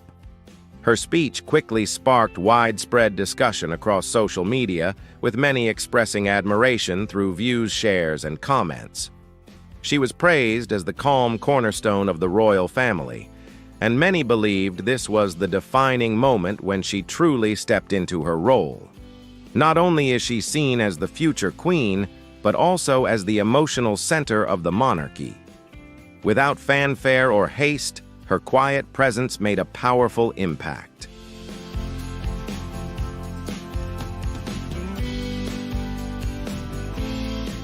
However, inside the palace, nothing was calm. The atmosphere was tense. An organization that once ran smoothly had become divided, uncertain, and filled with fear. Decision-making grew increasingly sluggish. Meetings stretched late into the night, and longtime allies began whispering in secret. Power was slowly shifting, but no one wanted to acknowledge it openly.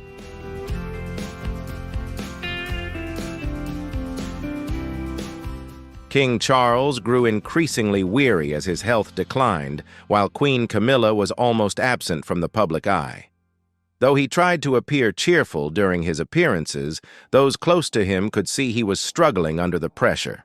The crown still rested on his head, but power was slowly slipping from his grasp.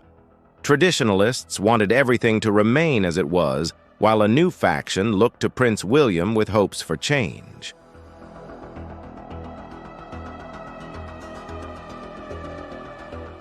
The division extended beyond politics, seeping into the personal relationships within the palace.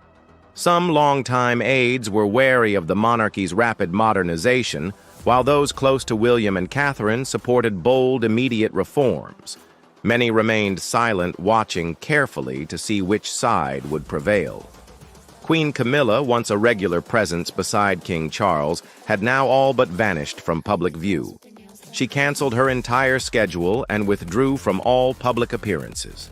The palace remained tight-lipped about the change, with only quiet rumors suggesting she was taking time to rest and recover.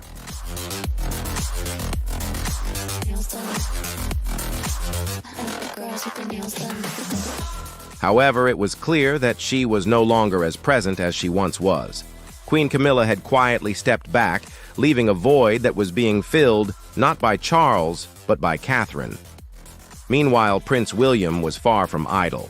He had taken on more responsibilities, attended more meetings, spoken out more frequently, and increased his public appearances. William became involved in international matters, met with world leaders, and made critical decisions. But he wasn't doing it alone. Catherine was always by his side, offering support and providing stability. Together, they demonstrated what the next generation of royalty could look like, not just ceremonial, but truly active and engaged.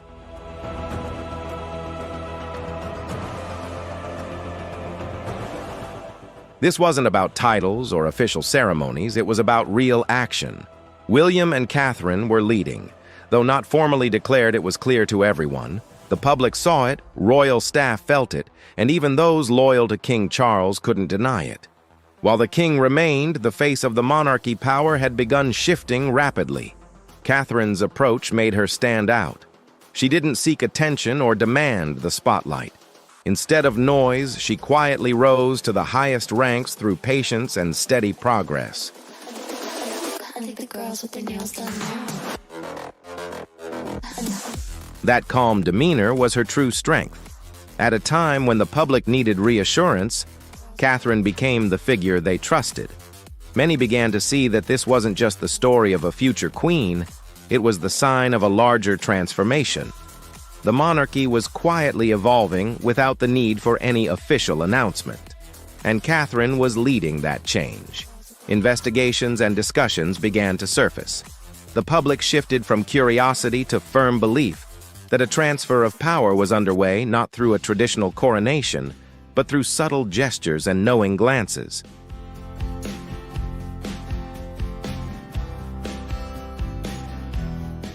As the sun set behind the palace, while the outside world buzzed with rumors and headlines, something had shifted within those walls. The future had arrived not with a bang, but with clarity, and it looked different. Perhaps the future of the monarchy isn't unfolding with grand displays, but with quiet grace and steady leadership. Could it be that the future of the monarchy is already underway, not with a crown, but with quiet dignity and a steady hand?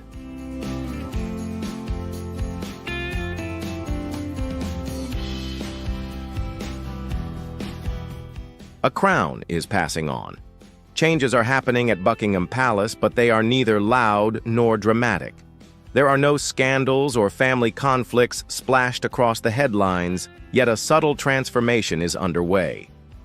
The British monarchy, renowned for its strong traditions, is beginning to evolve quietly and gradually, not by choice, but by necessity.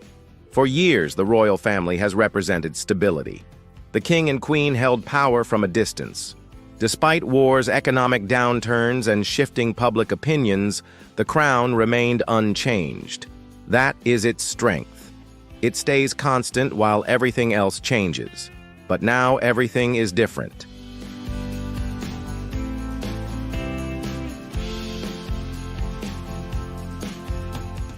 The foundation of the palace is beginning to shift not out of anger or fear, but from a sense of acceptance.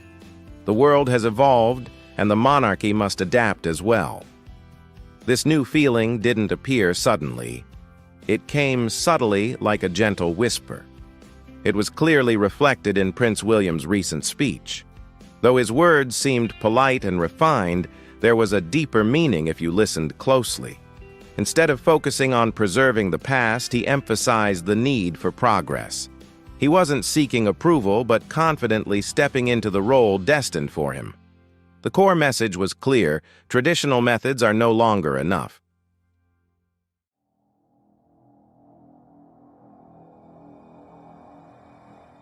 People are craving authenticity and genuine human connection. This message is conveyed not only in William's speeches, but also through his everyday actions. He attends important meetings representing the monarchy with both strength and passion. William doesn't cling to the past. Instead, he embraces new ways. His approach feels sincere and unforced. Though he hasn't yet worn the crown, he carries its weight gracefully. However, he is not alone on this journey. Catherine, the Princess of Wales, walks beside him.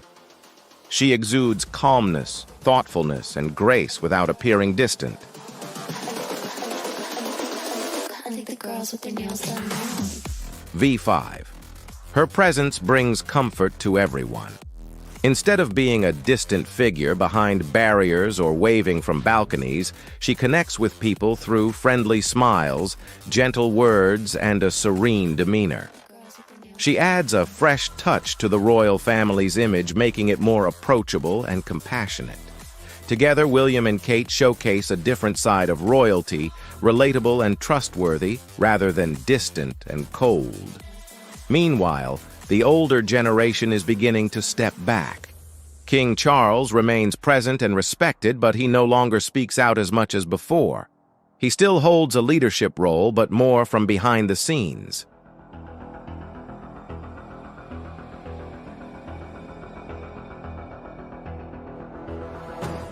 Camilla, once the center of attention, now seems more at ease keeping her distance. This change isn't negative or disheartening. It's simply a natural progression. Change doesn't always happen suddenly. Sometimes it's a gradual shift, like the changing of the seasons. The royal family is evolving. It's no longer just about following old traditions and strict roles. Now it's about creating connections and being authentic in a world that demands more. Prince William understands this clearly. He doesn't imitate his father or his grandmother.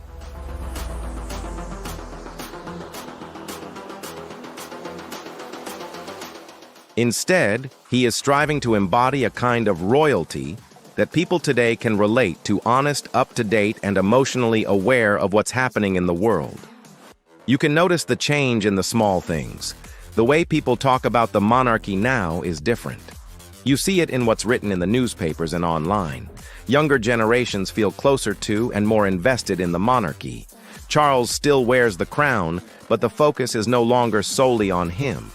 All eyes have shifted to William and Kate. Now they are the center of attention and leading the way.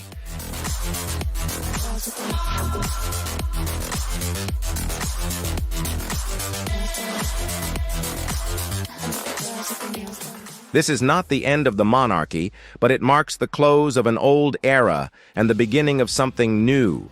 It symbolizes a fresh start, filled with hope, kindness, and humanity. Although many may never enter the palace, the warmth and positivity inside are beginning to be felt through William and Kate. This change has already begun even without an official announcement. Amid silence and ceremony, a quiet evolution is unfolding within one of Britain's most closely guarded institutions. While the new sovereign has arrived, Charles remains king with the crown upon his head. The ceremony has taken place, and the oath has been sworn as the world watches him assume his new role. Yet a slow and steady shift is underway.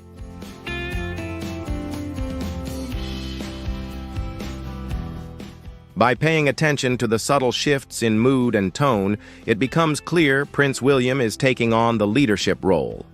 Although he does not hold the title of king in name in the eyes of the international public, William is the true bearer of the British monarchy's crown. There is no coronation ceremony, no official declaration, but every action, every appearance, every speech speaks clearly William has stepped forward, and no one can stop it.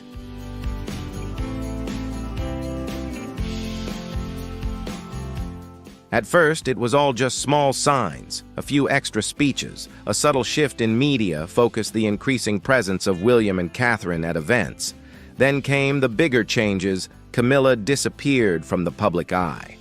The place beside Charles where a queen would usually stand was left empty, and the ones filling that space, none other than William and Catherine. They were not there just for ceremony. They were working, they were acting, they were leading.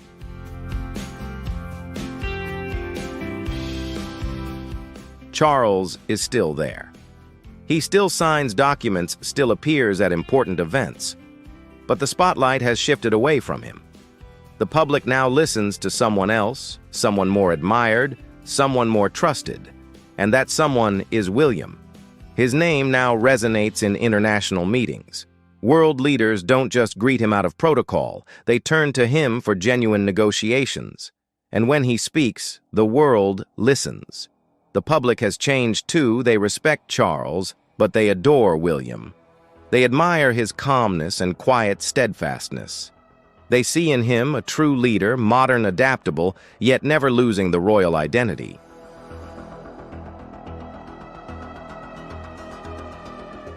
And Catherine. She is not just a companion. She is a pillar, a reflection of elegance paired with action. With every appearance, Catherine makes the monarchy feel closer, more authentic. But not everyone welcomes this change. Some within the inner circle call it a silent transfer of power unauthorized, a challenge to the traditional order.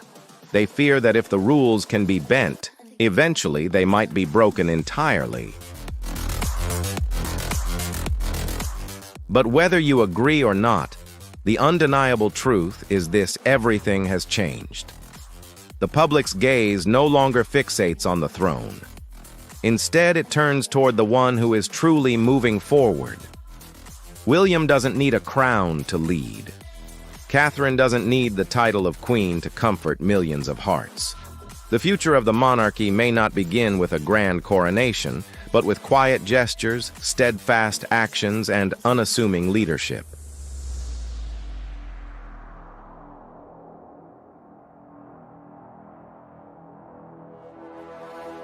Could William be quietly reshaping the monarchy right before our eyes? Is the crown being passed on not through ceremony, but through the trust of millions? Share your thoughts in the comments below. Don't forget to like, share the video, and subscribe to the channel so you won't miss our in-depth analyses coming up. Thank you for watching until the end, and see you in the next videos. Welcome to the channel. Today we will talk about an emotional and shocking moment in the British royal family at the age of 75. King Charles could not hold back his tears when facing terrible pressure from Queen Camilla, who was said to be using blackmail to control him. This was a dramatic power struggle where emotions, politics, and honor mixed together, making the whole world watch the king's every move in the storm of public opinion. Let's discover this never-before-revealed story. Who thought that the royal family had drama? What do you think about Queen Camilla using tricks to pressure King Charles? If you agree or have your own opinion, comment number 1 if you disagree. Comment number 0. Don't forget to subscribe to support the channel and watch more interesting videos. Once willing to fight against everything to be together, Charles and Camilla once amazed the world with their controversial fairy tale love story. But now the curtain is falling, revealing an unprecedented royal tragedy. The newly crowned king is said to have cried not in front of the media, but behind closed doors in the palace, when the woman he once loved passionately turned that love into a weapon of cold-blooded blackmail. Those tears were not shed to win sympathy from the public. They were shed in a room filled with the creepy whispers of secrets that could destroy the Windsor dynasty overnight.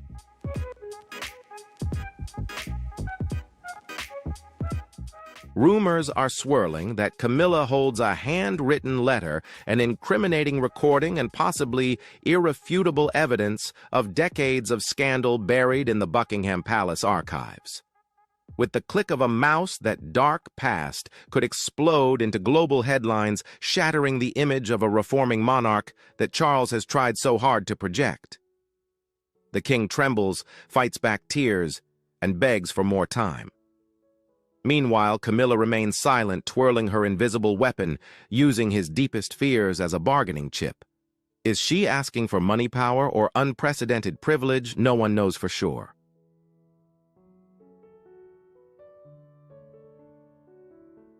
The only thing that is certain is that in that moment the throne shook violently, and all of England held its breath, wondering whether the truth would burst forth or remain locked forever behind the cold, gilded walls of the palace.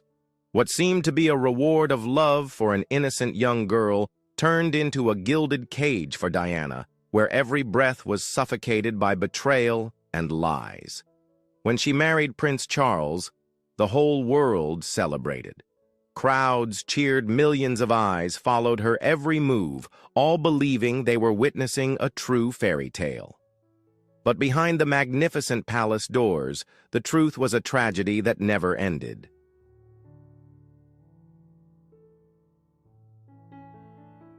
From the very beginning of her royal life, Diana felt lonely. She was not welcomed by her husband, but was only a strategic pawn to please the public and fulfill her duty to bear children. Camilla Parker Bowles, a name Diana could never forget or forgive, was always present like a shadow over her marriage. The relationship between Charles and Camilla was never truly over. His heart was never completely Diana's. Camilla was not just another woman, she was also a silent accomplice in Diana's loneliness.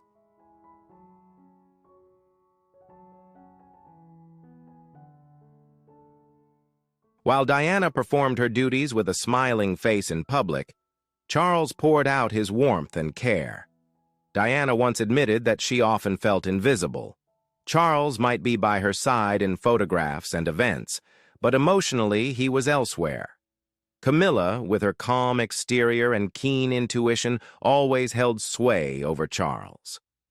Diana discovered secret gifts, handwritten letters, expensive jewelry. Each discovery was a stab to her wounded heart. The pain reached its peak when Diana confronted Camilla at a party and told her the bitter truth. "I know what's going on, don't take me for a fool."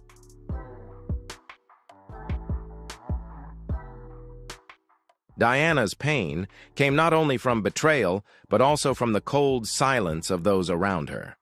The royal family, instead of standing by her, chose to protect tradition and maintain their image. Diana was isolated, forced to keep quiet for the good of the royal family. No one asked if she was okay.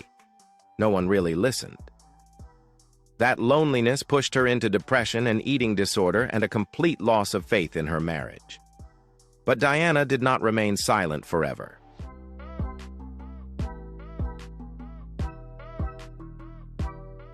She spoke out powerfully and unforgettable in a 1995 interview with the BBC that sent shockwaves around the world.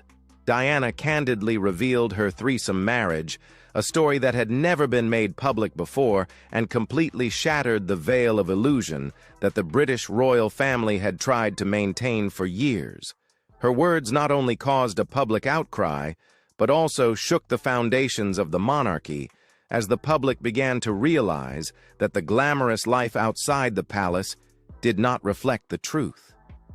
Diana's voice, full of emotion and sincerity, became a symbol of courage and the right to speak the truth, changing the world's view of the royal family.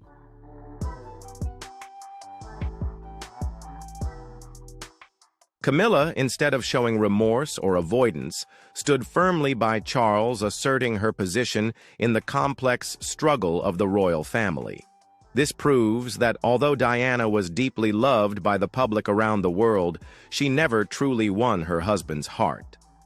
Camilla's presence and growing role were not simply a love affair, but also a testament to the hidden power and complexity of royal relationships. This steadfastness made the confrontation between Diana and Camilla a battle not only of love, but also of honor and power.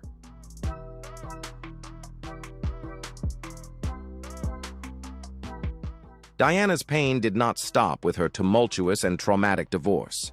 Just when she thought she had escaped the shadow of a sham marriage and could start a new life, fate tragically took her away in a car accident that is still full of mysteries that have yet to be solved. Diana's death not only caused a huge shock around the world, but also left a deep void in the hearts of the public. Unanswered questions about the cause of the accident, suspicions of staging or injustice, make her story all the more heartbreaking and dramatic.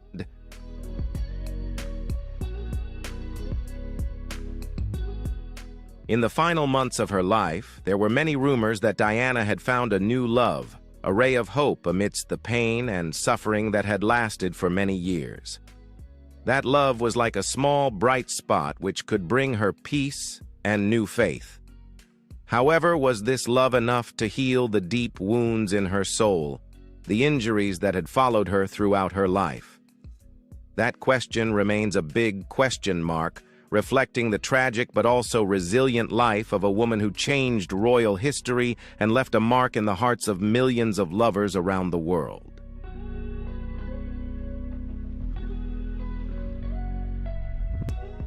In retrospect, Charles and Camilla contributed to Diana's tragedy in a way, not just through their actions, but through their coldness, indifference, and selfish love.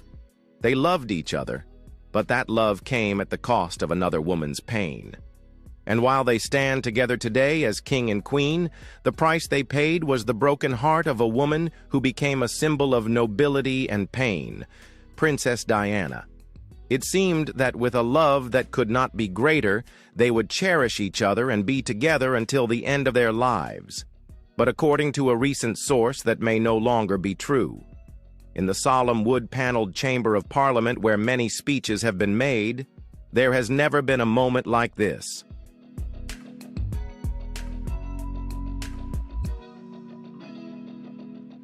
Princess Anne stood calmly before the officials, her face calm, her voice sharp.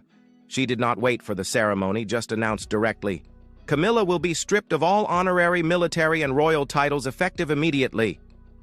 Those words echoed like thunder in the room. Everyone was silent, no one moved. Camilla sat behind the main bench, motionless, eyes wide open, hands gripping the edge of the chair. A few MPs on the opposite side exclaimed out loud. This was not a routine, nor was it symbolic. Do you think Charles will choose to stay silent or stand up to Camilla? Comment number 2 if you think he will stay silent. Number 5, if you believe he will strongly resist, click the subscribe button to not miss the latest developments in this royal story.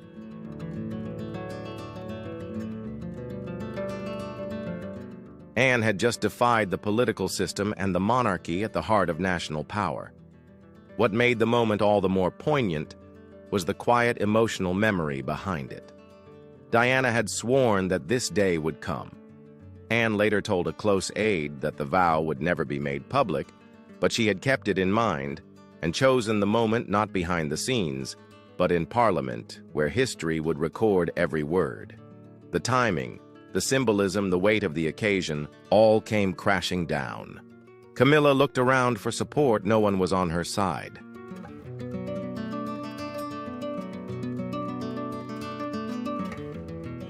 Charles was not there, William was not there, and Anne, she had the full attention of the nation. This was no small dispute. This was the opening salvo of a new royal war, and it began with the abolition of the crown. Unfiltered and blunt, the nation held its breath. But the headlines would not stop at shock. They would detail what Camilla had lost, why it mattered, and why Anne's actions were not revenge, but royal justice.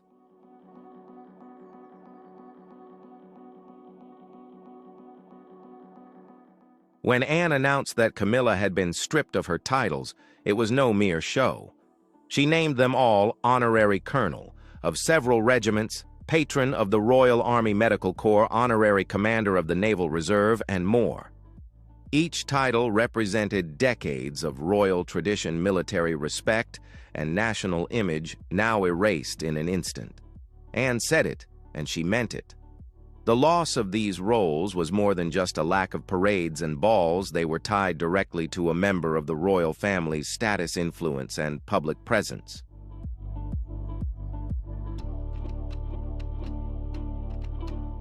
Without them, Camilla lost her place at events, her place in the royal pecking order, even her access to ceremonial decisions. In the royal world, titles are not frivolous, they are power. And that power is gone. In the royal hierarchy, nothing is arbitrary. Who bows to whom, who sits in which carriage, who speaks first, who enters last, all are determined. With her titles stripped, Camilla now stands below Anne both symbolically and formally.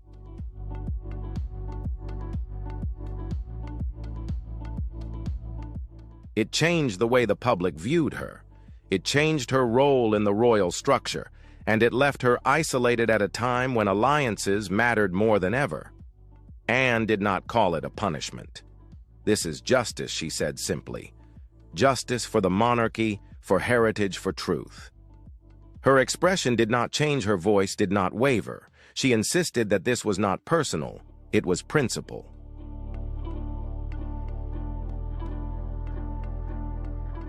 In a monarchy built on image and authority, that principle has redrawn the royal battle lines. Stripping the title is one thing, but doing it so publicly and strategically raises other questions. Why now? Why here? And what exactly is Anne aiming for? The next chapter reveals a deeper plan, and Diana's legacy is woven into every word Anne says. This was no spontaneous act Anne's team had been preparing for weeks.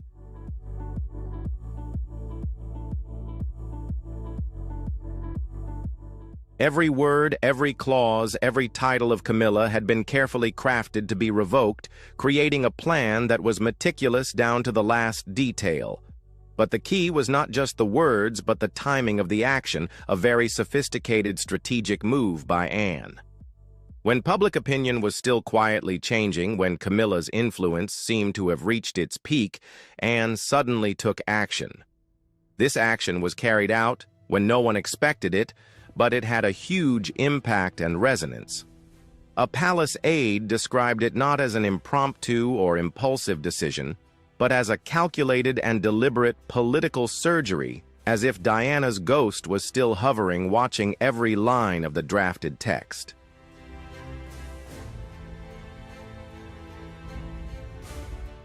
Anne had made Diana a private, emotional, and heartfelt promise to defend the integrity and traditions of the monarchy. It was not a promise for revenge, but to uphold the core values of the royal family that Diana had struggled with. Diana had told her, "You cannot rewrite history," and Anne had taken those words to heart. For 20 long years, she had waited patiently for the right moment to act. When the opportunity came, Anne decided to use Parliament as her stage and principle as her weapon. She wanted to do more than just take action. She wanted to make it a public event, one that could not be erased or obscured from the official record.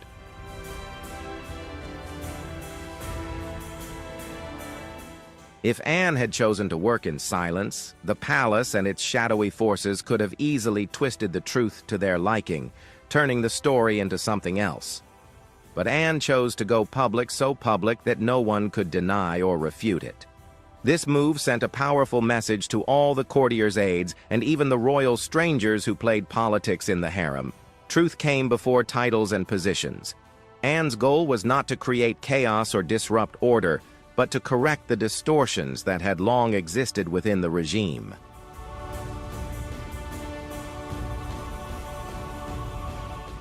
Anne did not see herself as a rebel or a rebel, but as a guardian of royal tradition, a keeper and restorer of the purity of the crown.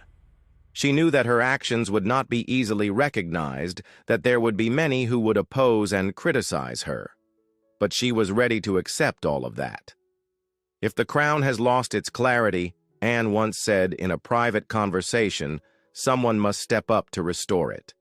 She did not speak loudly, did not fight with a loud voice, but acted steadily, quietly, and surely. It was these actions that began to shake the monarchy, to shake values that seemed unshakable.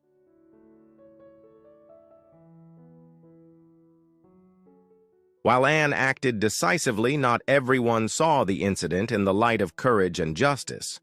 In a room next door, a royal figure once considered untouchable was slowly crumbling under the irresistible pressure. Camilla's protective shield was slowly crumbling. She sat silently stunned as her final title was publicly stripped away. Her eyes were glazed over her mouth agape, as if she could not believe what was happening. Before her eyes no longer a powerful queen, but someone watching her own self-dissolution bit by bit.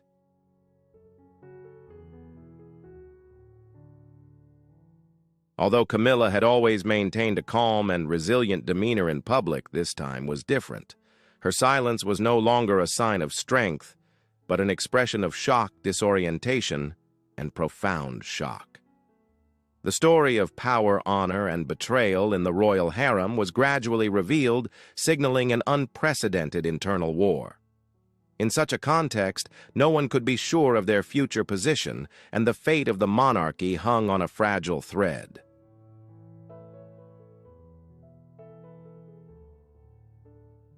A few minutes later, aides escorted her out of the room without a word, without any reaction.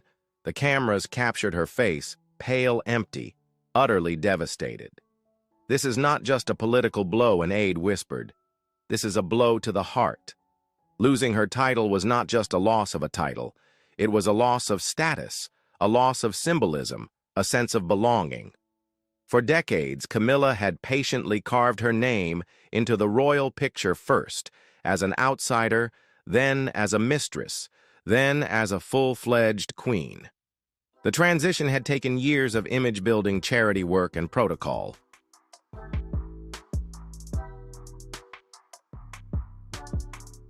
Now stripped of her title by Anne, she was back to square one, but this time the humiliation was televised. She was falling apart, a palace insider confessed.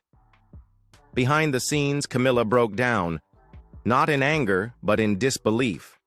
She had survived public opinion, public hatred, and royal reserve, but she had never expected to be betrayed by her own family.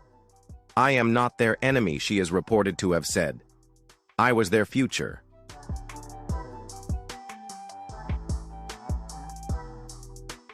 And now she no longer knew who she was or where she belonged.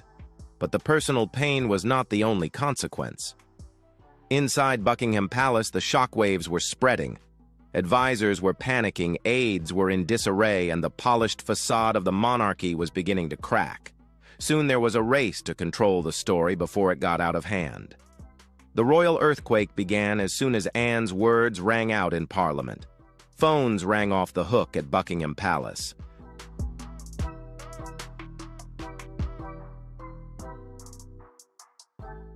Senior aides rushed into the emergency room, while the communications team scrambled to draft an emergency statement. What just happened? The question echoed through the royal corridors and chambers.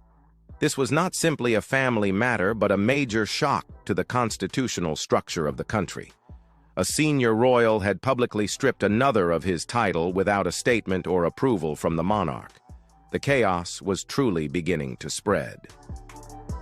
Behind the scenes, King Charles was holding an emergency meeting with his legal team to deal with the situation.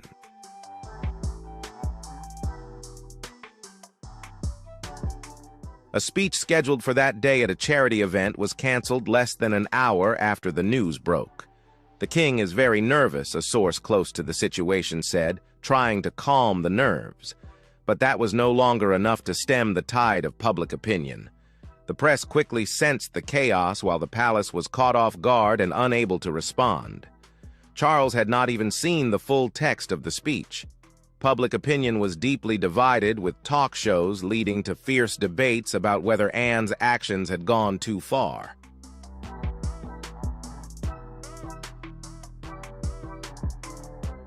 Some say Anne acted decisively to protect royal tradition, while others say it was a family civil war disguised as royal reform. Hashtags quickly trended on social media, drawing the attention of millions. Newspapers everywhere compared Camilla's fall from grace to the historic exile of Wallis Simpson. The incident was no longer a matter of title, but a crisis of confidence in the monarchy.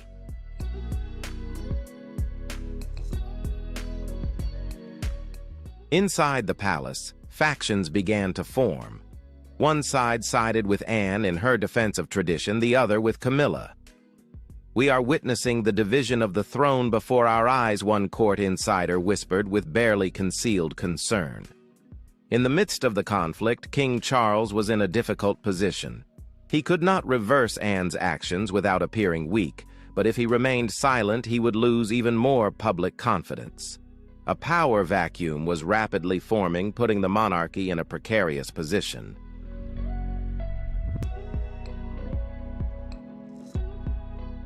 While officials and courtiers were confused and bickering, only one person remained absolutely calm: Camilla. Behind the doors of Clarence's house, she was quietly preparing her next move in the power struggle. The personal humiliation she had just suffered did not break her, but instead spurred her to a more aggressive strategy.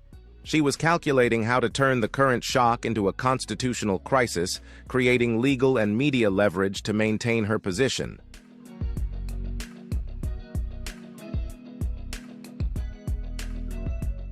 In a private room at Clarence's house, Camilla sat with her closest advisors. The tears had dried, replaced by a look of sharp, focused concentration. Her voice was soft but firm. "They think they can erase me. Let's see what they can endure next." The aides looked at each other in surprise, realizing this was not a sign of breakdown, but a stern, determined warning. The real battle was just beginning.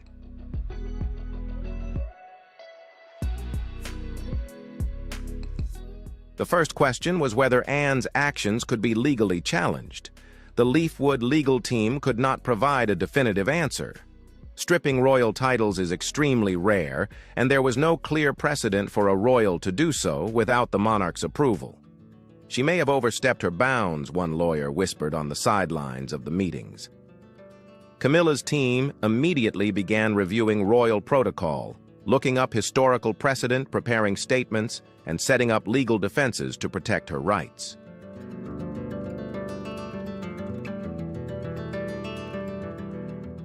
Camilla's real leverage is the letters, documents, and stories she has kept for years. Rumors have spread that she holds a trove of correspondence that could prove the royal family's private commitments and promises to her. If she decides to make them public, a close advisor warned it will be chaotic and out of control. Not only would Camilla defend her role, she could also launch a devastating counterattack against Anne and her supporters, bringing the power struggle to a head.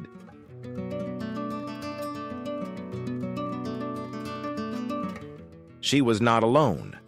Military veterans, charity leaders, and even some of the less publicized royals were coming to Camilla's side. "She's not the villain she's been made out to be," said a close family friend.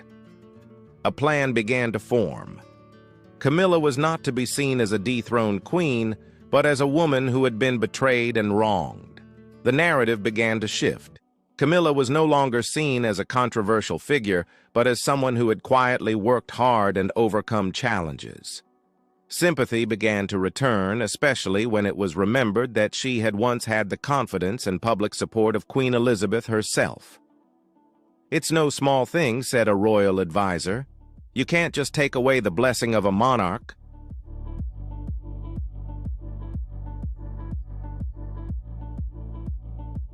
Camilla may not have marched straight into Parliament like Anne, but her supporters are quietly dominating the media and public discourse.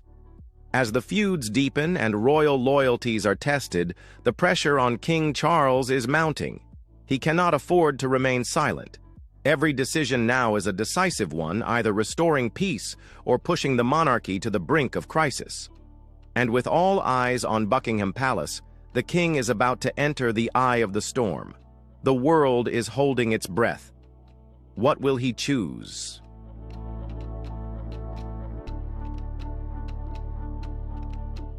Within minutes, the headlines were "Queen stripped of title in shock in Parliament."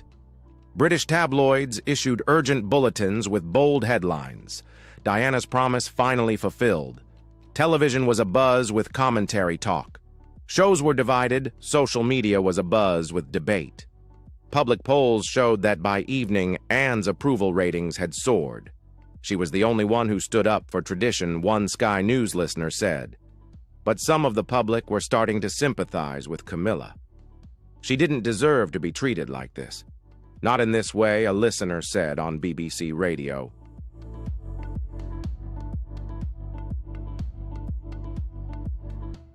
The nation was divided not just by title, but by emotion, memory, and morality. Commentators pointed to the inevitable name Diana. She was no longer a shadow, but a prism through which the royals' every move was judged. The ghost of Diana is rewriting the monarchy, declared one expert, and the world was watching. The American media was getting involved.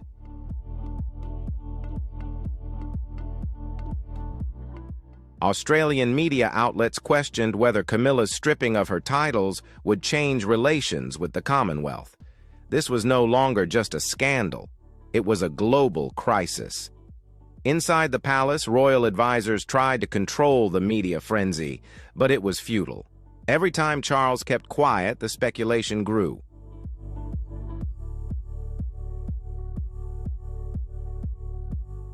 Every time Anne appeared, the media got a new headline.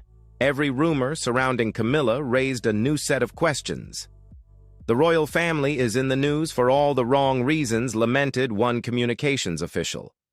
The pressure was no longer private but public, visible, and mounting rapidly. As the cameras flashed and the polls shifted, only one person stood between resolution and collapse: King Charles. But every move he made was a risk, and every delay a threat. Would he restore Camilla, protect Anne, or lose both?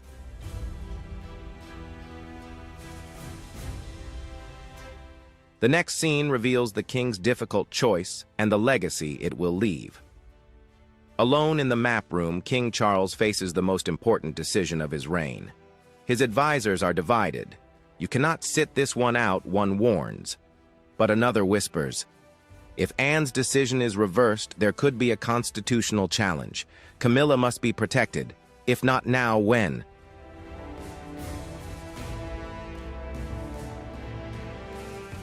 Charles understood that this was not just a matter of title, but also of trust. He met privately with his lawyers to find out whether Camilla could be reinstated without parliamentary approval. Could he undo Anne's actions without turning the palace into a public battlefield? The answer was unclear. You are the head, but you cannot ignore public opinion, an advisor reminded him. The truth was stark: one small mistake, and the monarchy could unravel before your eyes.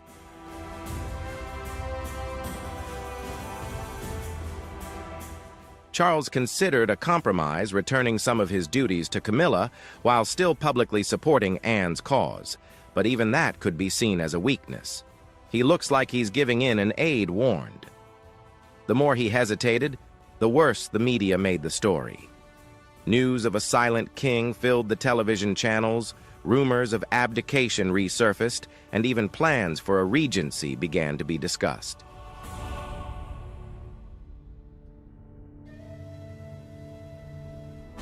He drafted a public speech, then tore it up. He rehearsed a message, then kept quiet. My legacy cannot be indecision, he told a close friend. But the truth was, every choice now had a price. Action could be divisive, delay could be ruinous. Charles was running out of time and support. As the king contemplated, the wider kingdom felt the pressure.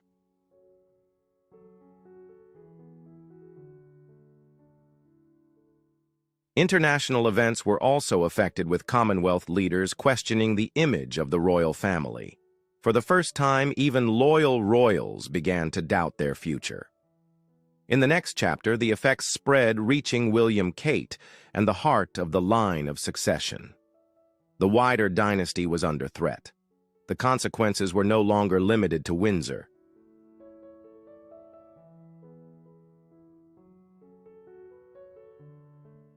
William and Kate continued to appear in public, but the tension was evident in their forced smiles. Kate refused to answer questions about Anne. William nodded politely when asked about Camilla, but behind closed doors, they watched closely. It's not our business, William said, but even he knew that wouldn't last. events on the royal calendar began to change.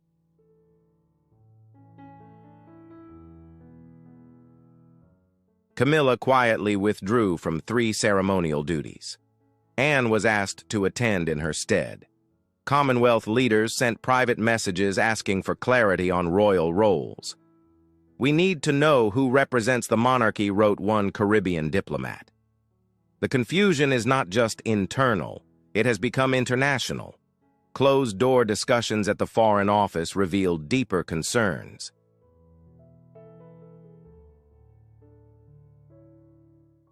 Does Anne's move signal a shift to de facto co-leader of ceremonial duties?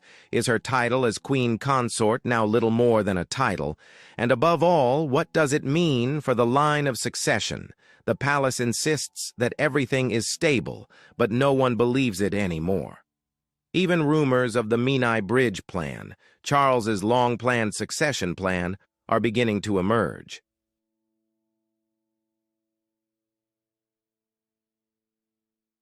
Not because the king is dying, but because the monarchy is faltering. If Charles cannot unite his people, how can he secure the future? The question is not whether the monarchy will survive, but in what form and under whose control the pieces are in place. Camilla has her side. Anne controls the narrative. Charles stands confused, and the public is hungry for answers.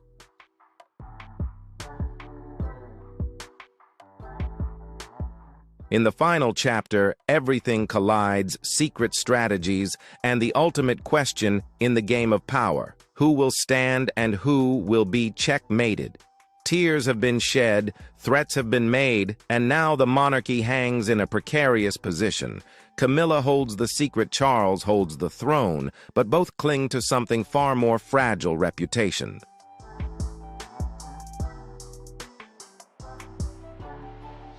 As aides scrambled to act and Anne fought her silent battle, the king had a decision to make. Would he give in to Camilla's threats or risk a scandal that could bring down the entire royal family?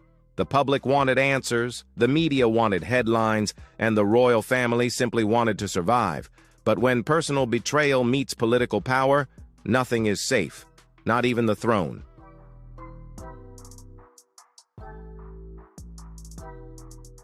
Thank you for watching today's video. The story between King Charles and Queen Camilla still has many unsolved knots, and this power struggle may continue deeply affecting the future of the British royal family. If you find the video interesting, don't forget to like, share, and subscribe so you don't miss other hot stories. See you in the next video. At 75 years old, with her memory no longer as sharp as it once was, there is one thing Queen Camilla will never forget: the moment she stood in a crowded courtroom surrounded by reporters, whispers, and an almost indescribable silence. As she stepped up to the witness stand, time seemed to stop, and all eyes were on her. Camilla, hands trembling, voice choking, uttered words no one could have imagined. "I never wanted this crown. I only wanted him."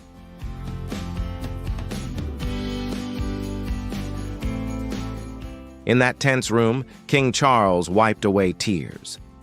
Camilla continued to reveal secrets buried behind royal walls, letters hidden for over 3 decades, and a confession that changed everything.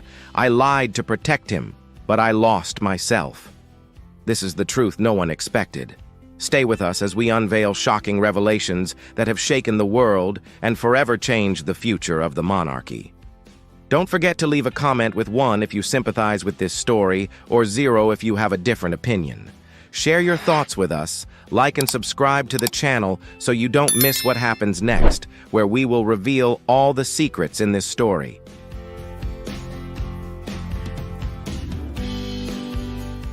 This event didn't take place at Buckingham Palace or Westminster Abbey, but in a small courtroom in London where silence seemed to envelop everything. Cameras were strictly forbidden, and reporters could only take notes in complete silence with no sounds except for the scratching of pencils on paper. All eyes were fixed on Queen Camilla as she entered the courtroom, a place not just for justice, but also where powerful emotions awaited. Under the cold light of the room, Camilla stood there, tears streaming down her face. No longer was she the powerful queen. Instead, she was a woman on the brink of collapse.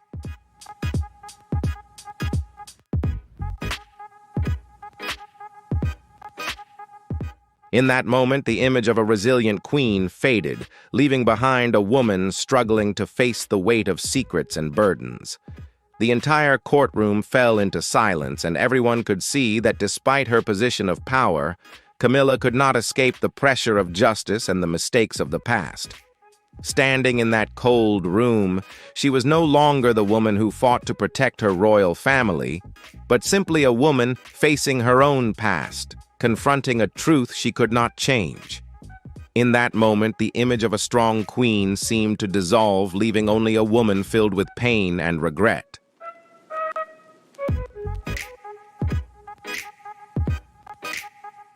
Although Camilla's legal team had made every effort to prevent her from testifying, citing royal privilege, a long-standing legal shield used to protect senior members of the monarchy from public scrutiny, the court ultimately dismissed the argument.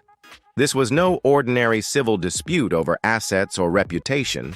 It was a legal battle simmering for over 30 years, entangled with hidden royal letters, deeply private revelations, and most significantly personal inheritance rights matters typically obscured beneath layers of ceremony and status. When the judge called her name, the courtroom fell into silence. Camilla, calm to a strange degree, slowly stepped up to the witness stand. Her attire was modest, but her gaze was fixed unwaveringly on one person, King Charles, the man who had once been her secret love, then her public partner, and finally, her official husband.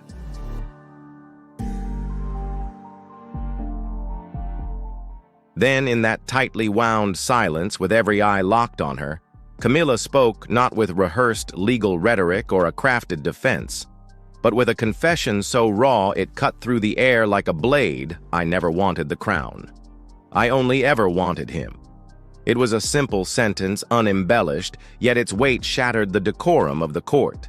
It pierced through decades of gossip pretense and social condemnation that had followed their relationship like a shadow. In that moment, her words froze the entire courtroom, not just with their honesty, but with their quiet defiance. They momentarily shook the image of the monarchy itself, reminding everyone that behind every throne sits a human heart yearning not for power, but for love and the freedom to live it.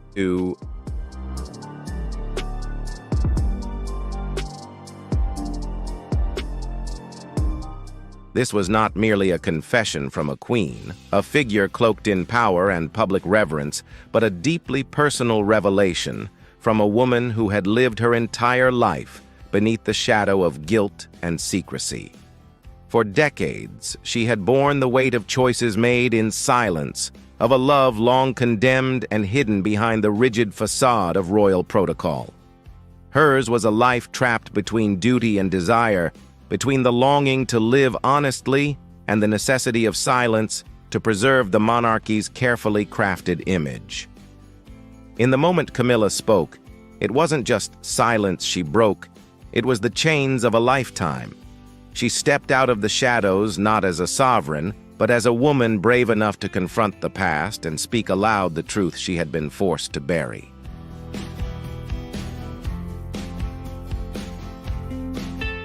From that moment on, nothing could ever return to the way it had been. The long-standing efforts to protect the royal family's image through strategy, control, and silence crumbled in an instant. Camilla's story, once considered a footnote in royal history, now stood at the center of a reckoning. Her testimony pierced through what was once thought to be an impenetrable wall of royal mystique, shaking the public's faith in an institution built on polished appearances and moral tradition. No longer was she seen simply as a queen, but as a human being wounded, conflicted, yet courageous enough to abandon the scripted role and choose truth over preservation.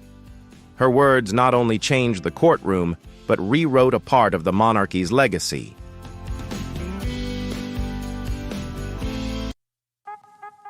Yet the true shock did not come from Camilla's earlier confession, but from what she revealed next, a carefully concealed secret that had been buried for years, now suddenly thrust into the unforgiving light of legal scrutiny and public judgment. They were letters, time-worn, handwritten pages penned by Charles himself sent to Camilla during the years when he was still married to Princess Diana. These letters were not merely clandestine tokens of affection, whispered words between lovers hidden in the shadows. They were something far more damning, living proof of another side of the monarchy where love, power, and strategy were intricately and disturbingly intertwined. As their contents were read aloud in court, each line unveiled not only the passion of a man deeply infatuated, but also the cold precision of someone carefully orchestrating a future. The relationship as exposed in these letters was not just an affair, it was a contingency, perhaps even a long-standing design reaching toward the throne.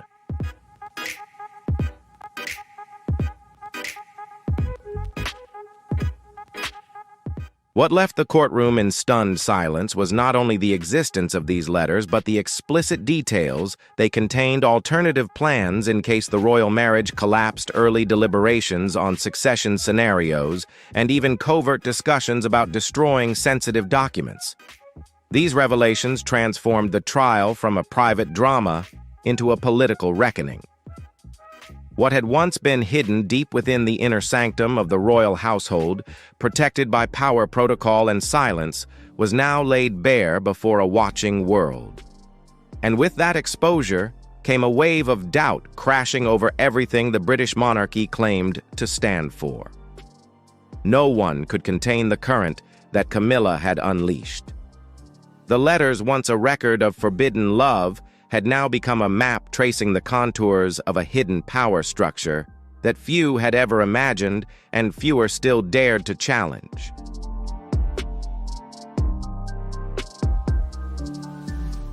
An accidental slip by a palace staff member led to the exposure of these secret letters, sparking an unprecedented legal crisis in royal history. At first, the letters seemed to be merely private notes of affection, but once made public, they quickly captured the attention of the media and the global public. Those within the palace, who had worked tirelessly to keep all secrets in the shadows, were suddenly forced to confront a stark and glaring truth. The leak of these letters not only shook public faith in the purity of royal relationships, but also compelled legal authorities to launch a serious investigation, marking a major turning point in a long-standing legal battle.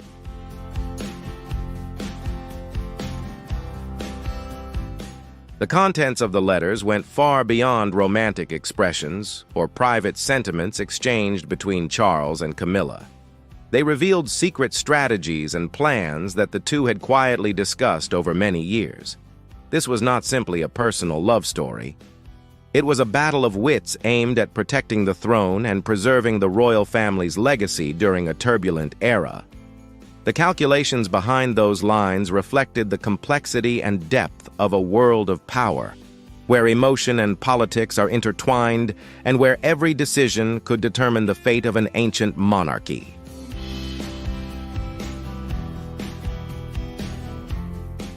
Camilla admitted in court that she had kept the letters hidden from the public to protect the monarchy. She stated that it was never about deception, but rather about timing, about the public not being ready, Charles not being ready.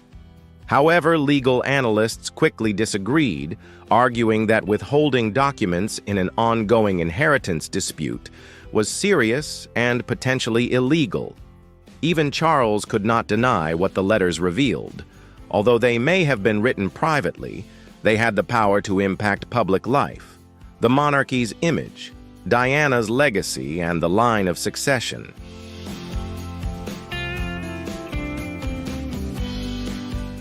The courtroom fell into a heavy silence as Camilla's confession echoed through the room, leaving everyone present stunned.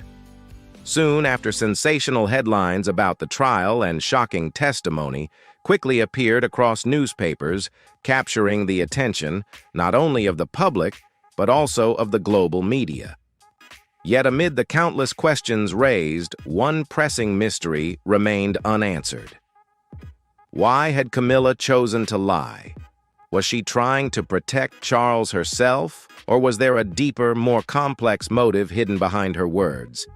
This question acted like a key unlocking many secrets yet to be revealed, drawing all eyes on her with a mixture of curiosity and suspicion.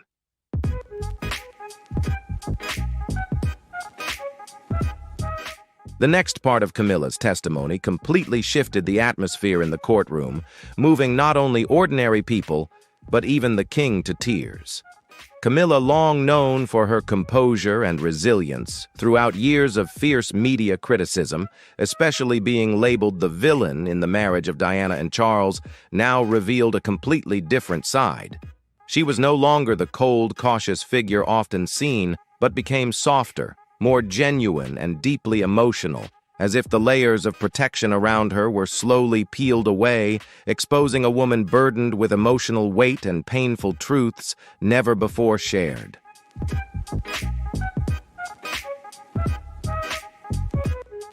Camilla had never broken not during the years of relentless public criticism, not while standing in the center of media storms, not even when she was branded the other woman who destroyed a royal marriage. But everything changed in the moment she spoke her truth before the court. "I lied to protect him, but somewhere along the way, I lost myself." She said, her voice low, almost a whisper so soft it could have vanished into the air.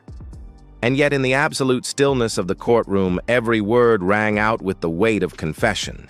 Everyone heard it. No one could pretend otherwise, least of all King Charles. He sat there motionless, his eyes locked onto hers, as if time itself had stopped. No one interrupted. No one dared to break that moment, a moment in which the woman once perceived as distant and composed laid bare her most vulnerable self.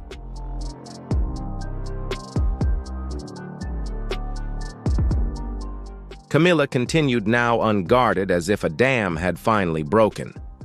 She admitted that for decades she had carried not just her own secrets, but those that were never meant to be hers, truths that, if revealed, could shake the foundations of a monarchy. She spoke of countless sleepless nights haunted by the fear that, if those letters written with emotion but steeped in strategy ever surfaced, they would not just tarnish her name, but utterly destroy Charles. That was the price of loyalty, of a quiet and enduring love that she had never been allowed to name aloud. In every word she spoke there was pain, but also release, the long overdue voice of a woman who had chosen silence for far too long. In the beginning, Camilla said she started lying for one reason only: to protect Charles, the man she had loved and stood by despite judgment, scandal, and relentless public scrutiny. But over time she realized that those lies had grown into something far beyond love. "I began lying to protect the institution," she confessed, her voice trembling as she confronted a truth even she had long tried to deny. "And then I lied to protect myself." It was a slow descent from loyalty into fear, fear of losing the man she loved, fear of losing her place, and ultimately, fear of facing the truth itself. The tears that fell down her face in that moment were not staged or calculated. They were the pure, painful result of years spent in silence, in endurance, and in the torment of carrying a burden too heavy to speak aloud.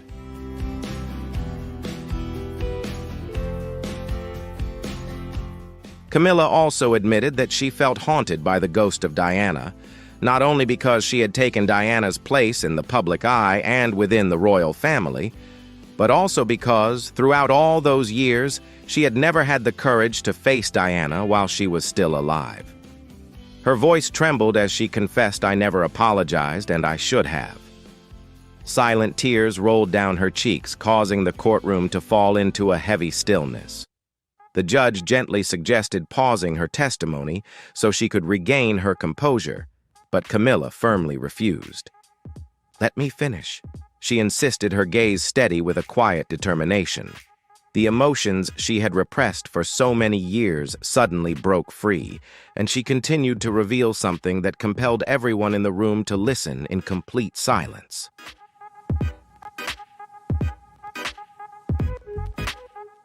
"I have lived with guilt for many years. Every time I see William or Harry, I think of Diana. I know I was wrong to enter their lives in the way I did, she said, her voice low, each word weighed down by emotion. I'm not trying to justify anything, but I want to tell the truth. Camilla paused briefly, took a deep breath, and went on. I love Charles, but I also understand that love does not give you the right to hurt others. I stood by him when I should have stepped back. And I've always been afraid not just of public judgment but of my own. The atmosphere in the room became almost frozen. She ended her testimony with a heartfelt apology. I cannot change the past, but at the very least I want to leave behind the truth. I am sorry, Diana. I am sorry to her children. I am sorry for what I didn't have the courage to do when I still had the chance. It was said that Camilla's tears at that moment were genuine, not the tears of a queen, but of a woman who had carried a burden in her heart for far too long and who was finally brave enough to face it.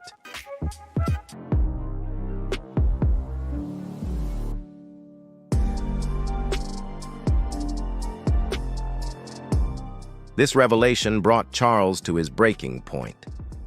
I know I am the reason she's been hurt. I know how much I've made him pay. Witnesses reported that Charles whispered something that sounded like, I'm sorry too. This moment broke royal protocol because this time the crown no longer mattered. There were only two people surrounded by the painful legacy and choices they could never undo. The court had heard enough, but for the royal family the consequences were just beginning. While Camilla's words brought them to tears, they also opened the door to questions the palace had never wanted answered. What else was hidden? Who else was involved? And how would Prince William react when he heard it all?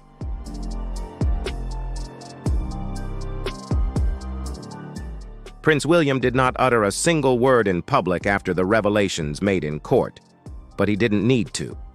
His silence spoke volumes, conveying emotions and thoughts far beyond what words ever could. Those close to the palace noted that William's quiet composure was perhaps the most powerful response anyone could have hoped for. In the eyes of many, his silence was a profound testament to the weight of what had been revealed, a silent acknowledgement of the painful truths that had been laid bare before the world.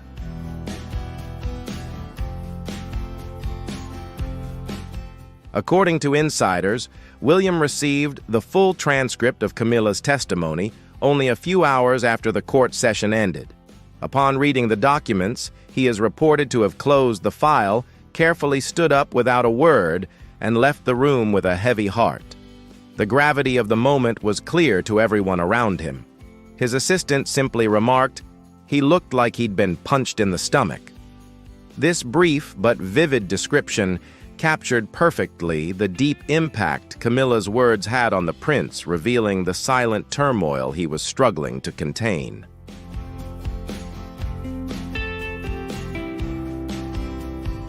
For William, this was not merely a matter of legal documents or historic confessions, but deeply tied to his mother's trust and legacy. Camilla always walked a tightrope with William. When in public, their interactions were marked by polite civility, but behind closed doors, the relationship was far more complex and restrained. William had never fully forgiven her, and it was not because she married his father, nor because of the years of quiet manipulation behind palace walls. More than anything, what weighed heavily on him was the way she tried to rewrite the story. Camilla's attempts to reshape the narrative felt like a betrayal to the memory of his mother, casting shadows over the truth he held dear. For William, it was a painful reminder that the wounds of the past were far from healed, and that forgiveness was still a distant, complicated path, one tangled not only with family history, but with the very essence of trust and legacy.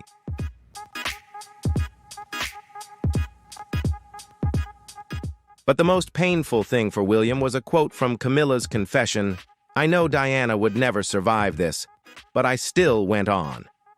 According to close sources, William read that sentence over and over again, as if trying to engrave every word into his mind while searching for a way to understand or accept it.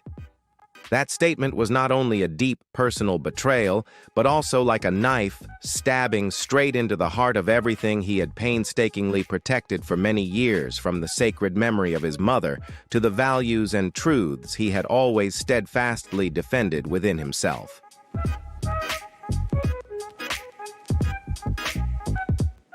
A close family friend revealed William has always had absolute faith in his duty to the throne and the responsibility of being an heir.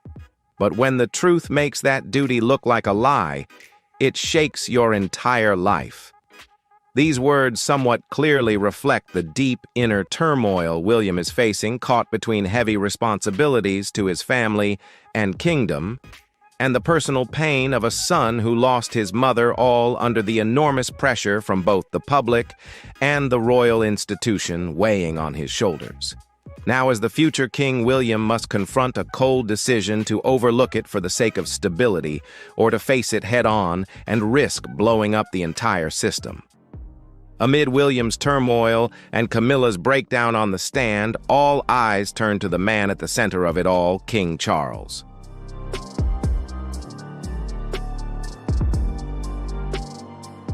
And what he did next took even his closest advisors by surprise. Rather than focusing solely on protecting the throne and the institution of the monarchy, King Charles chose to defend something far more personal and intimate: his love for Camilla. This choice came with a heavy price, as it meant risking the stability of the very crown he was meant to uphold. Behind the palace gates, away from the public eye and the grandeur of official ceremonies, Charles stood firmly by Camilla's side. The man who appeared at the coronation was not the same man who had been wrestling with his own inner turmoil behind closed doors. Instead, he was a man deeply torn, caught between duty and passion, loyalty and vulnerability, bearing the immense weight of both his love and the crown he wears.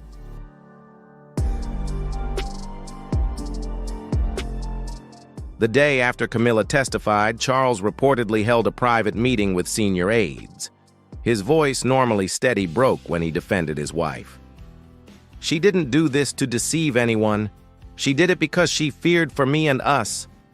Charles admitted that he knew about the letters, maybe not all of them, but enough. He also knew that Camilla had considered destroying some of them, but he never asked her to. She made those choices on her own, and now she had to carry them all. But insiders suggest there's more. Charles may not have asked her to hide the letters, but he didn't stop her either.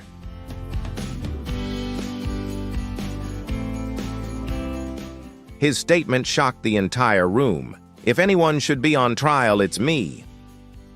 Senior staff exchanged glances, wondering if the king was admitting fault or simply trying to absorb the shock for his queen.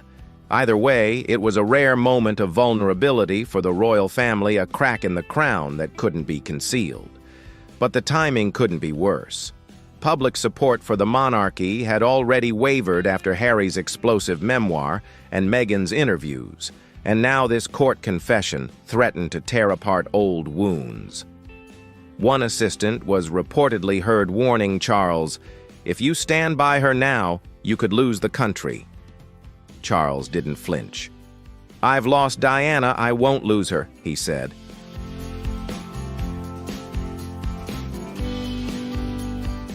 That moment marked a line in the sand. Charles chose Camilla again. But this time, the stakes were higher and the consequences deeper. Even as Charles doubled down on his loyalty, the cracks inside the palace walls grew wider. While Camilla had poured out her heart in court, many believed her confession stopped just short of one crucial truth. There was still one question no one dared ask out loud.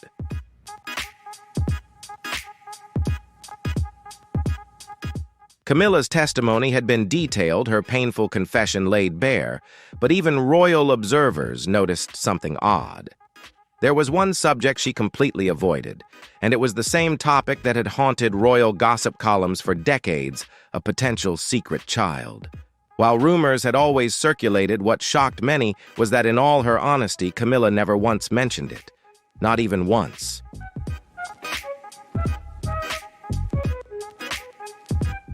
The court had agreed to limit testimony to documents and inheritance, but observers couldn't ignore the gap between a royal family and the public. A biographer hinted, "There's something left unsaid that you can feel, and the silence around it is deafening." Whispers inside the palace suggested that in the early 1980s, Camilla might have been pregnant, though it was never officially acknowledged.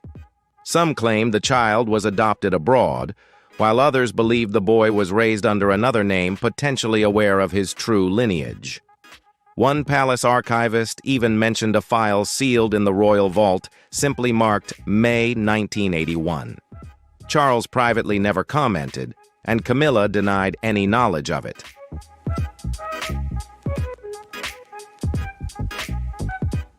With the letters revealed and trust shattered, the royal family is under new pressure to come clean. Royal analysts have pointed out that Camilla's words, "I lied to protect him," could apply to much more than just the letters. She may be alluding to a secret family member whose revelation could disrupt the royal line of succession. If that's true, what does it mean for William, for Harry, and for the future of the monarchy? Share your thoughts and don't forget to like, subscribe to the channel, and stay tuned for the latest updates.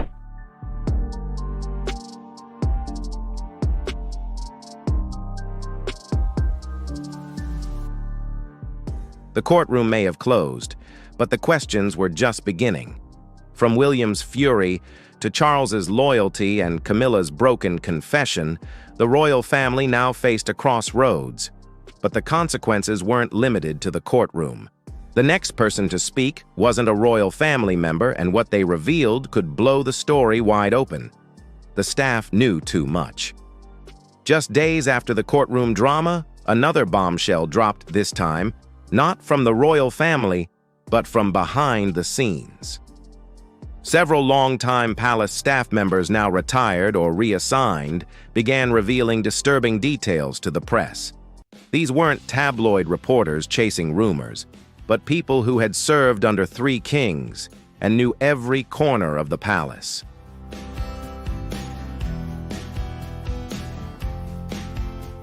A former butler told a Sunday paper, "We were told not to ask, but the tension, especially in the early 90s, was unbearable."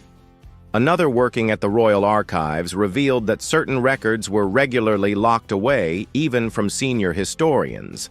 The term family preservation orders had been used, an internal label designed to keep specific records classified indefinitely. Even more shocking was a former secretary's claim that she had seen correspondence hinting at an unofficial dependent. She was told it referred to the child of a staff member, but years later she believed it wasn't the case. "I think I was lied to," she said. "Now I believe it was something else."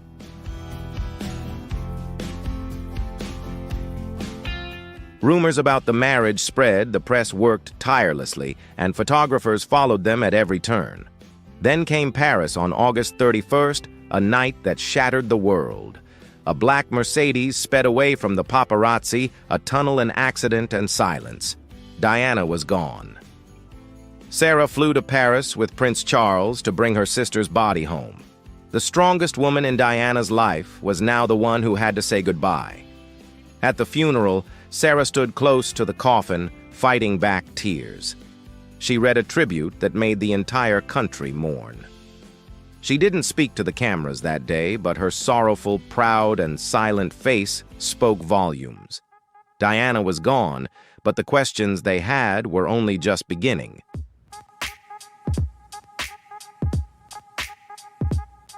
But behind the black curtain and the royal statements, something wasn't right.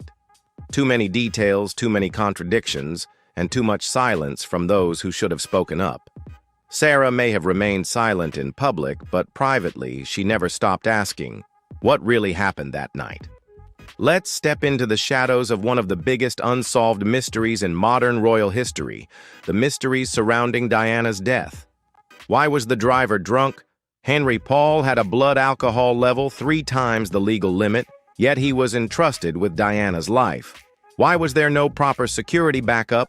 Why was the tunnel not blocked after such a high-speed crash? And why did the sole surviving bodyguard, Trevor Reese-Jones, lose his memory of the crash?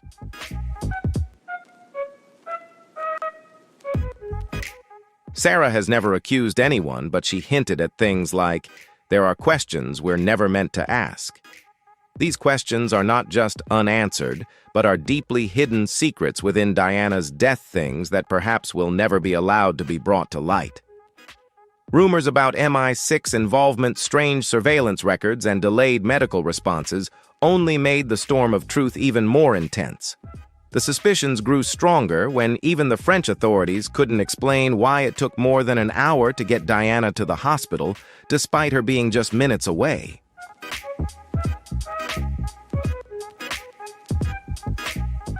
In her final days, Diana spoke of the fear she felt before they began their plans. A woman with great intuition, Diana wrote about that unease in her own handwriting as if it were a premonition. Was it just a feeling or something darker, a preparation for the inevitable? Those words weren't just a warning. They could have been a sign, a caution, that Diana was trying to raise to alert the world. But in the end, did Diana see something that we still don't fully understand?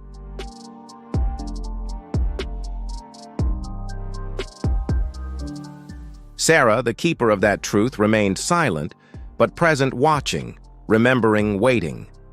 Was it an accident or something more? The royal family has never provided a real answer, and perhaps they never will. But Sarah's silence speaks louder than words, and for those still seeking justice, her presence is a constant reminder that not everything has been said. A truth buried, another truth exposed, as the public seeks justice. Camilla fought to maintain her royal role, but the court has changed everything. Sarah's revelations, Diana's letter, and years of silence have turned into a calculated storm. Now all eyes are on Queen Camilla. Will she survive this catastrophe? Or is the crown now too heavy to bear the collapse of an image that had just begun?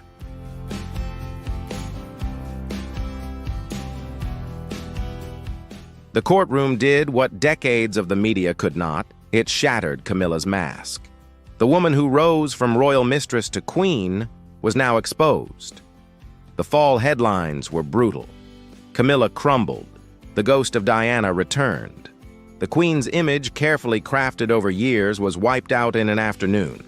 Camilla had fought for acceptance, public apologies, charity appearances, carefully orchestrated interviews.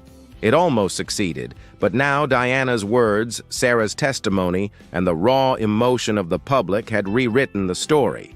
And this time, no public relations machine could fix it.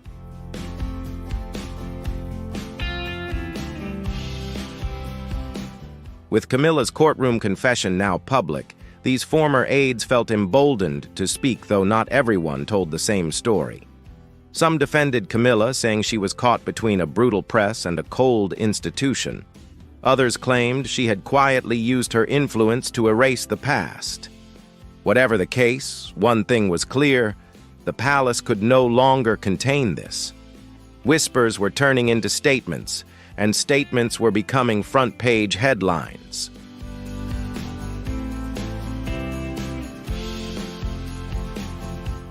But if you think palace staff revealing secrets is shocking, wait until you hear what comes next. Because just when the world thought the storm might die down, someone from Camilla's own family stepped into the spotlight with words that stunned even the king, and what they said left no trace for the royal family. Camilla's sister, Annabel Elliot, her lifelong confidant, had always kept a low profile, but this time she couldn't stay silent. In a rare, unplanned moment, she was reportedly speaking to a trusted journalist over dinner, unaware that her words would be published. "What she said made the nation raise its eyebrows," Annabel was quoted as saying. Camilla has carried guilt for many years, but that's not the whole truth.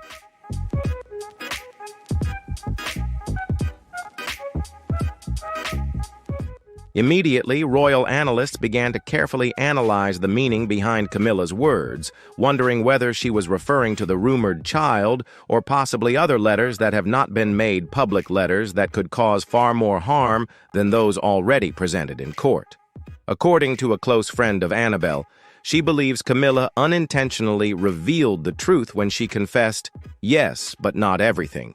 There are things she buried so deeply that even she can no longer face them.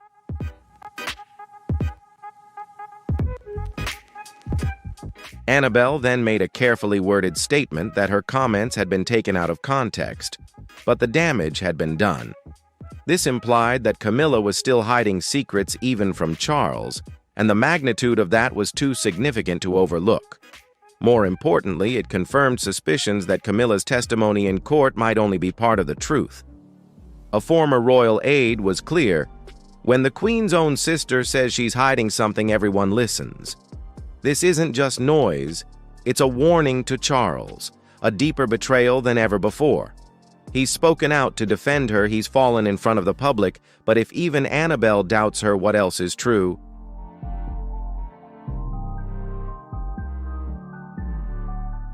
While the media went wild over Annabelle's shocking statements, one figure remained completely silent: Prince Harry. His silence only fueled public and media curiosity about what he was truly thinking and feeling. However, everything changed when a mysterious post on Instagram shared by Prince Harry hinted at a truth he had kept hidden for many years.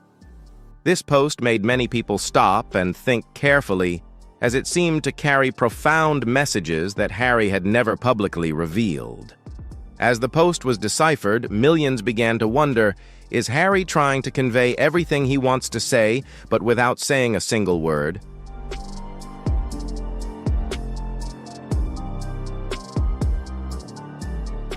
He didn't say it in a book, nor did he mention it in an interview.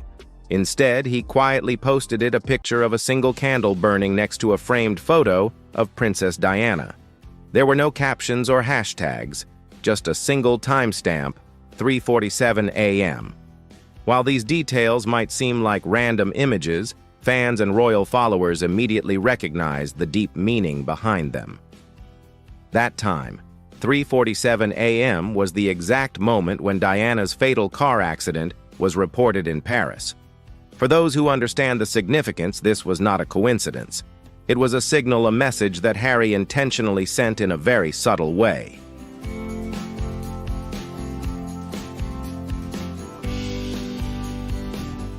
Those within the royal circle say that the way Harry used the candle, the photo, and the timestamp was to remind the world that some ghosts never rest. This wasn't a loud or showy protest, but rather a way of showing respect and emphasizing a truth he believes needs to be acknowledged. Through this silent act, Harry wanted the world to see that the story of Princess Diana has yet to be fully resolved, and that some secrets continue to be hidden. Those close to him believe this was Harry's powerful message for justice, not only for himself, but more importantly for Diana.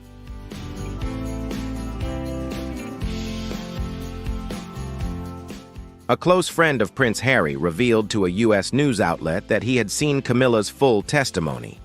He had reviewed everything in detail and was angry, but not because she cried, rather because she didn't reveal the entire truth. Sources confirmed that Harry believes certain parts of the story, especially from the 1980s, were deliberately buried. He believes Camilla has always played a much larger and more influential role behind the scenes than she has ever publicly admitted. This has only fueled his anger, as he feels these secrets have been hidden for too long and need to be uncovered to reveal the truth.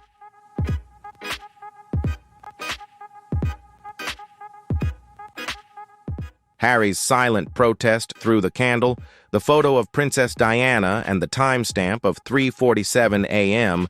wasn't meant to create a commotion, but rather to convey a clear and powerful message. He didn't want to draw attention in a loud and dramatic way, but instead used a subtle yet meaningful approach. He wanted to remind the world of the truth that he believes deserves recognition and respect. According to those close to him, Harry isn't seeking justice for himself nor for Meghan, but for Princess Diana. He believes Diana deserves to be treated fairly, and he will not allow any concealment to hinder the pursuit of justice for her.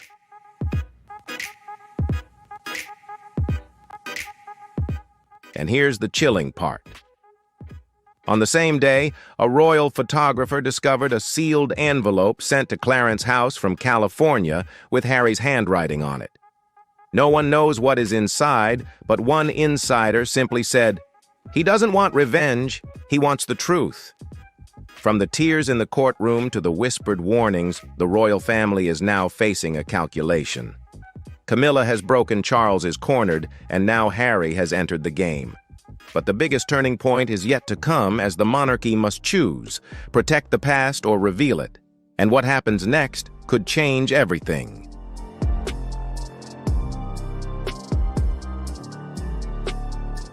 When Camilla's confession in the courtroom echoed around the globe, King Charles was reportedly beginning to break down under emotional pressure. According to palace insiders, he spent hours alone in his private office at Sandringham, papers scattered across the desk, the Queen's testimony replaying in the background. It was then that he whispered a sentence no one expected to hear: "I can't protect her anymore." Charles had always been the staunchest defender of Camilla since their relationship was revealed.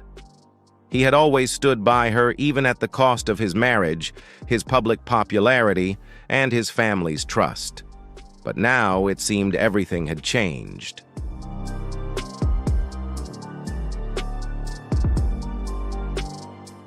The woman he had fought the world to love was the very reason his crown and legacy teetered on the brink of collapse.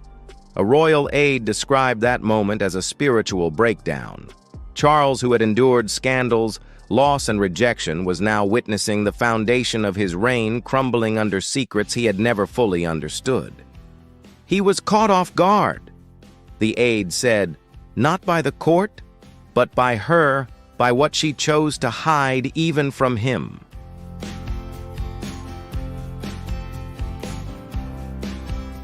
Camilla was reportedly pleading for privacy, but perhaps for the first time, Charles chose silence. No statement, no royal photos, just absence. As days passed with no public display of unity, the speculation grew louder. Was this simply emotional exhaustion, or was the king truly reconsidering his queen? And while Charles withdrew into silent grief, palace staff began preparing for something more specific, a change in protocol, a change unseen in generations.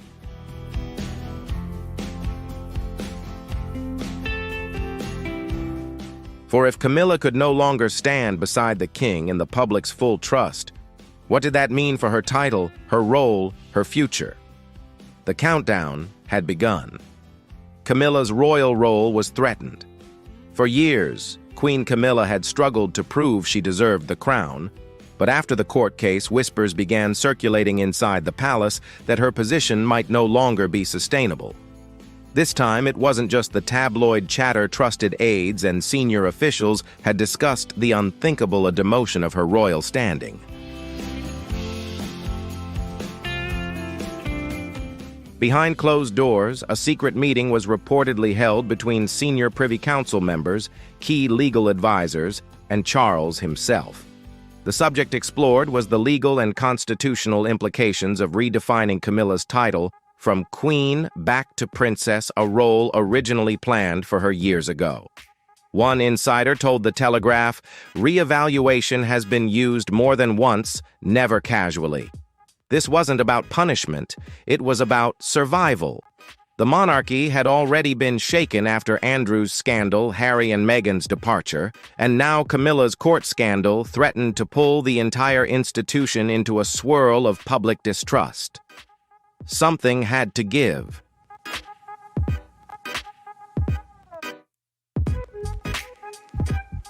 And it seemed that the crown was eyeing Camilla's role. Staff members were reportedly notified.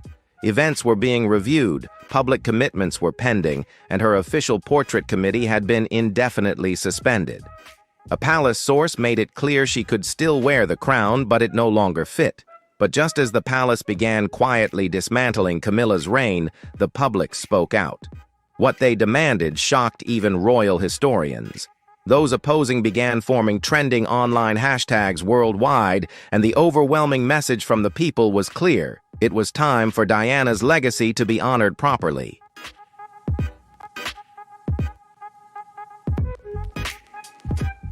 What happened next was unexpected. The public's backlash against Diana, if the court broke Camilla's shield, the public response shattered it within 48 hours after Camilla's testimony was broadcast. Millions of royal followers flooded social media forums and royal news pages demanding one thing: justice for Diana. This movement was massive, emotional, and relentless. One tweet alone was shared over 400,000 times. She lied to protect her image. Diana died because of it.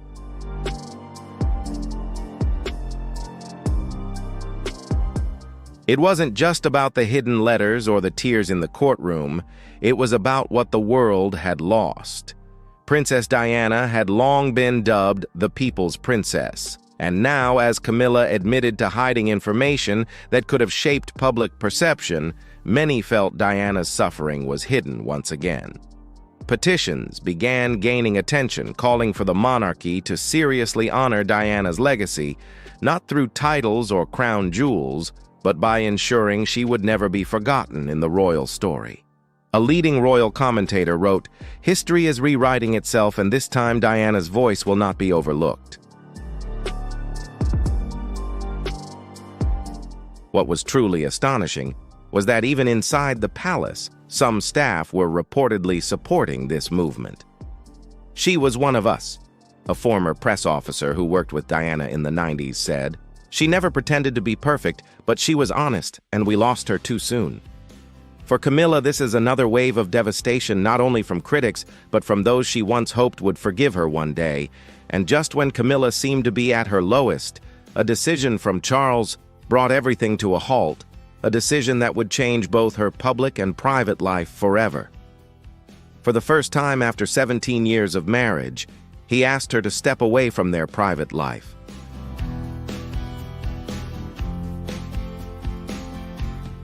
According to multiple palace sources, Charles and Camilla are now living in separate residences, which the palace claims is due to scheduling needs. However, insiders revealed a much colder truth: they have privately agreed to an unofficial separation, though undeniable. And the reason is not only personal, but strategic.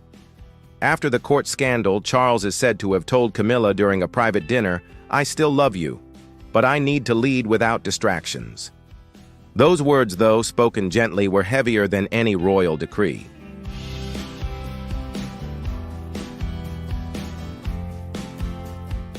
The lawsuit wasn't just embarrassing, it was a calculated move. He had to think as a king, not as a husband. Camilla now spends most of her time at Ray Mill House, her private estate in Wiltshire. Staff at Clarence House have reported that her office has significantly slowed down. Even her security team has been adjusted, while Charles has increased his public appearances with Prince William, Princess Catherine, and the grandchildren. The clear message is that the monarchy is pivoting toward its future.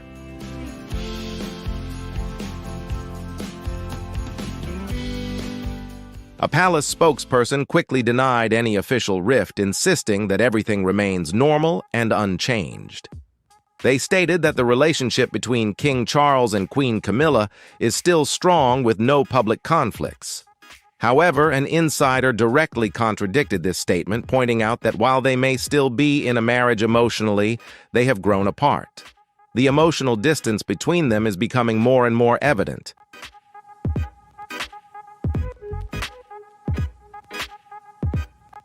The price Camilla is paying in this quiet exile is far more painful than any headline could ever describe.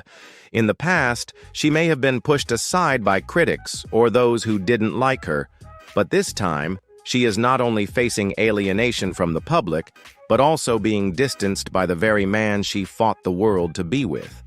This is a completely different image from what people once imagined, and it has become a pain that is hard to overcome.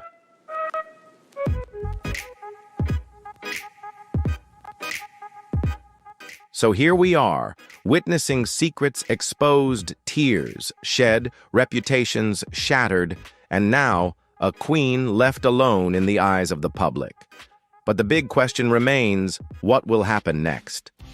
Will Camilla return to the spotlight, continuing to live under the scrutiny of the public, or will she quietly fade into history, keeping her secrets to herself? As for Charles, will he make a decisive move to protect the crown, or will he choose to rewrite history, adjusting his image and that of the royal family in his own way?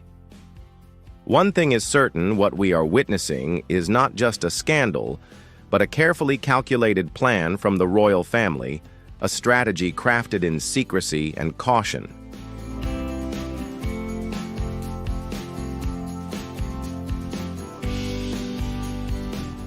The Queen's testimony may have ended, but the consequences are just beginning.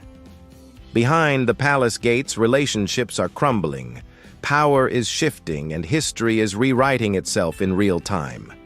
Will King Charles stand by the woman he once risked everything for, or will this courtroom confession mark the end of their reign together? The monarchy now stands at a crossroads, and with every secret whispered, the crown grows heavier. This is not just a royal scandal. It's a calculation that could leave Queen Camilla cold forever.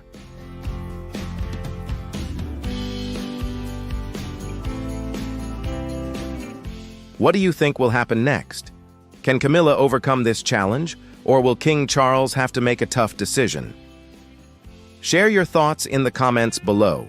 Type 1 if you believe this is a real awakening, or 0 if you think things will eventually go back to normal.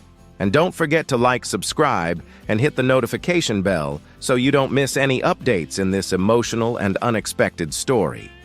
The story of Queen Camilla is still unfolding, and the next chapters are being written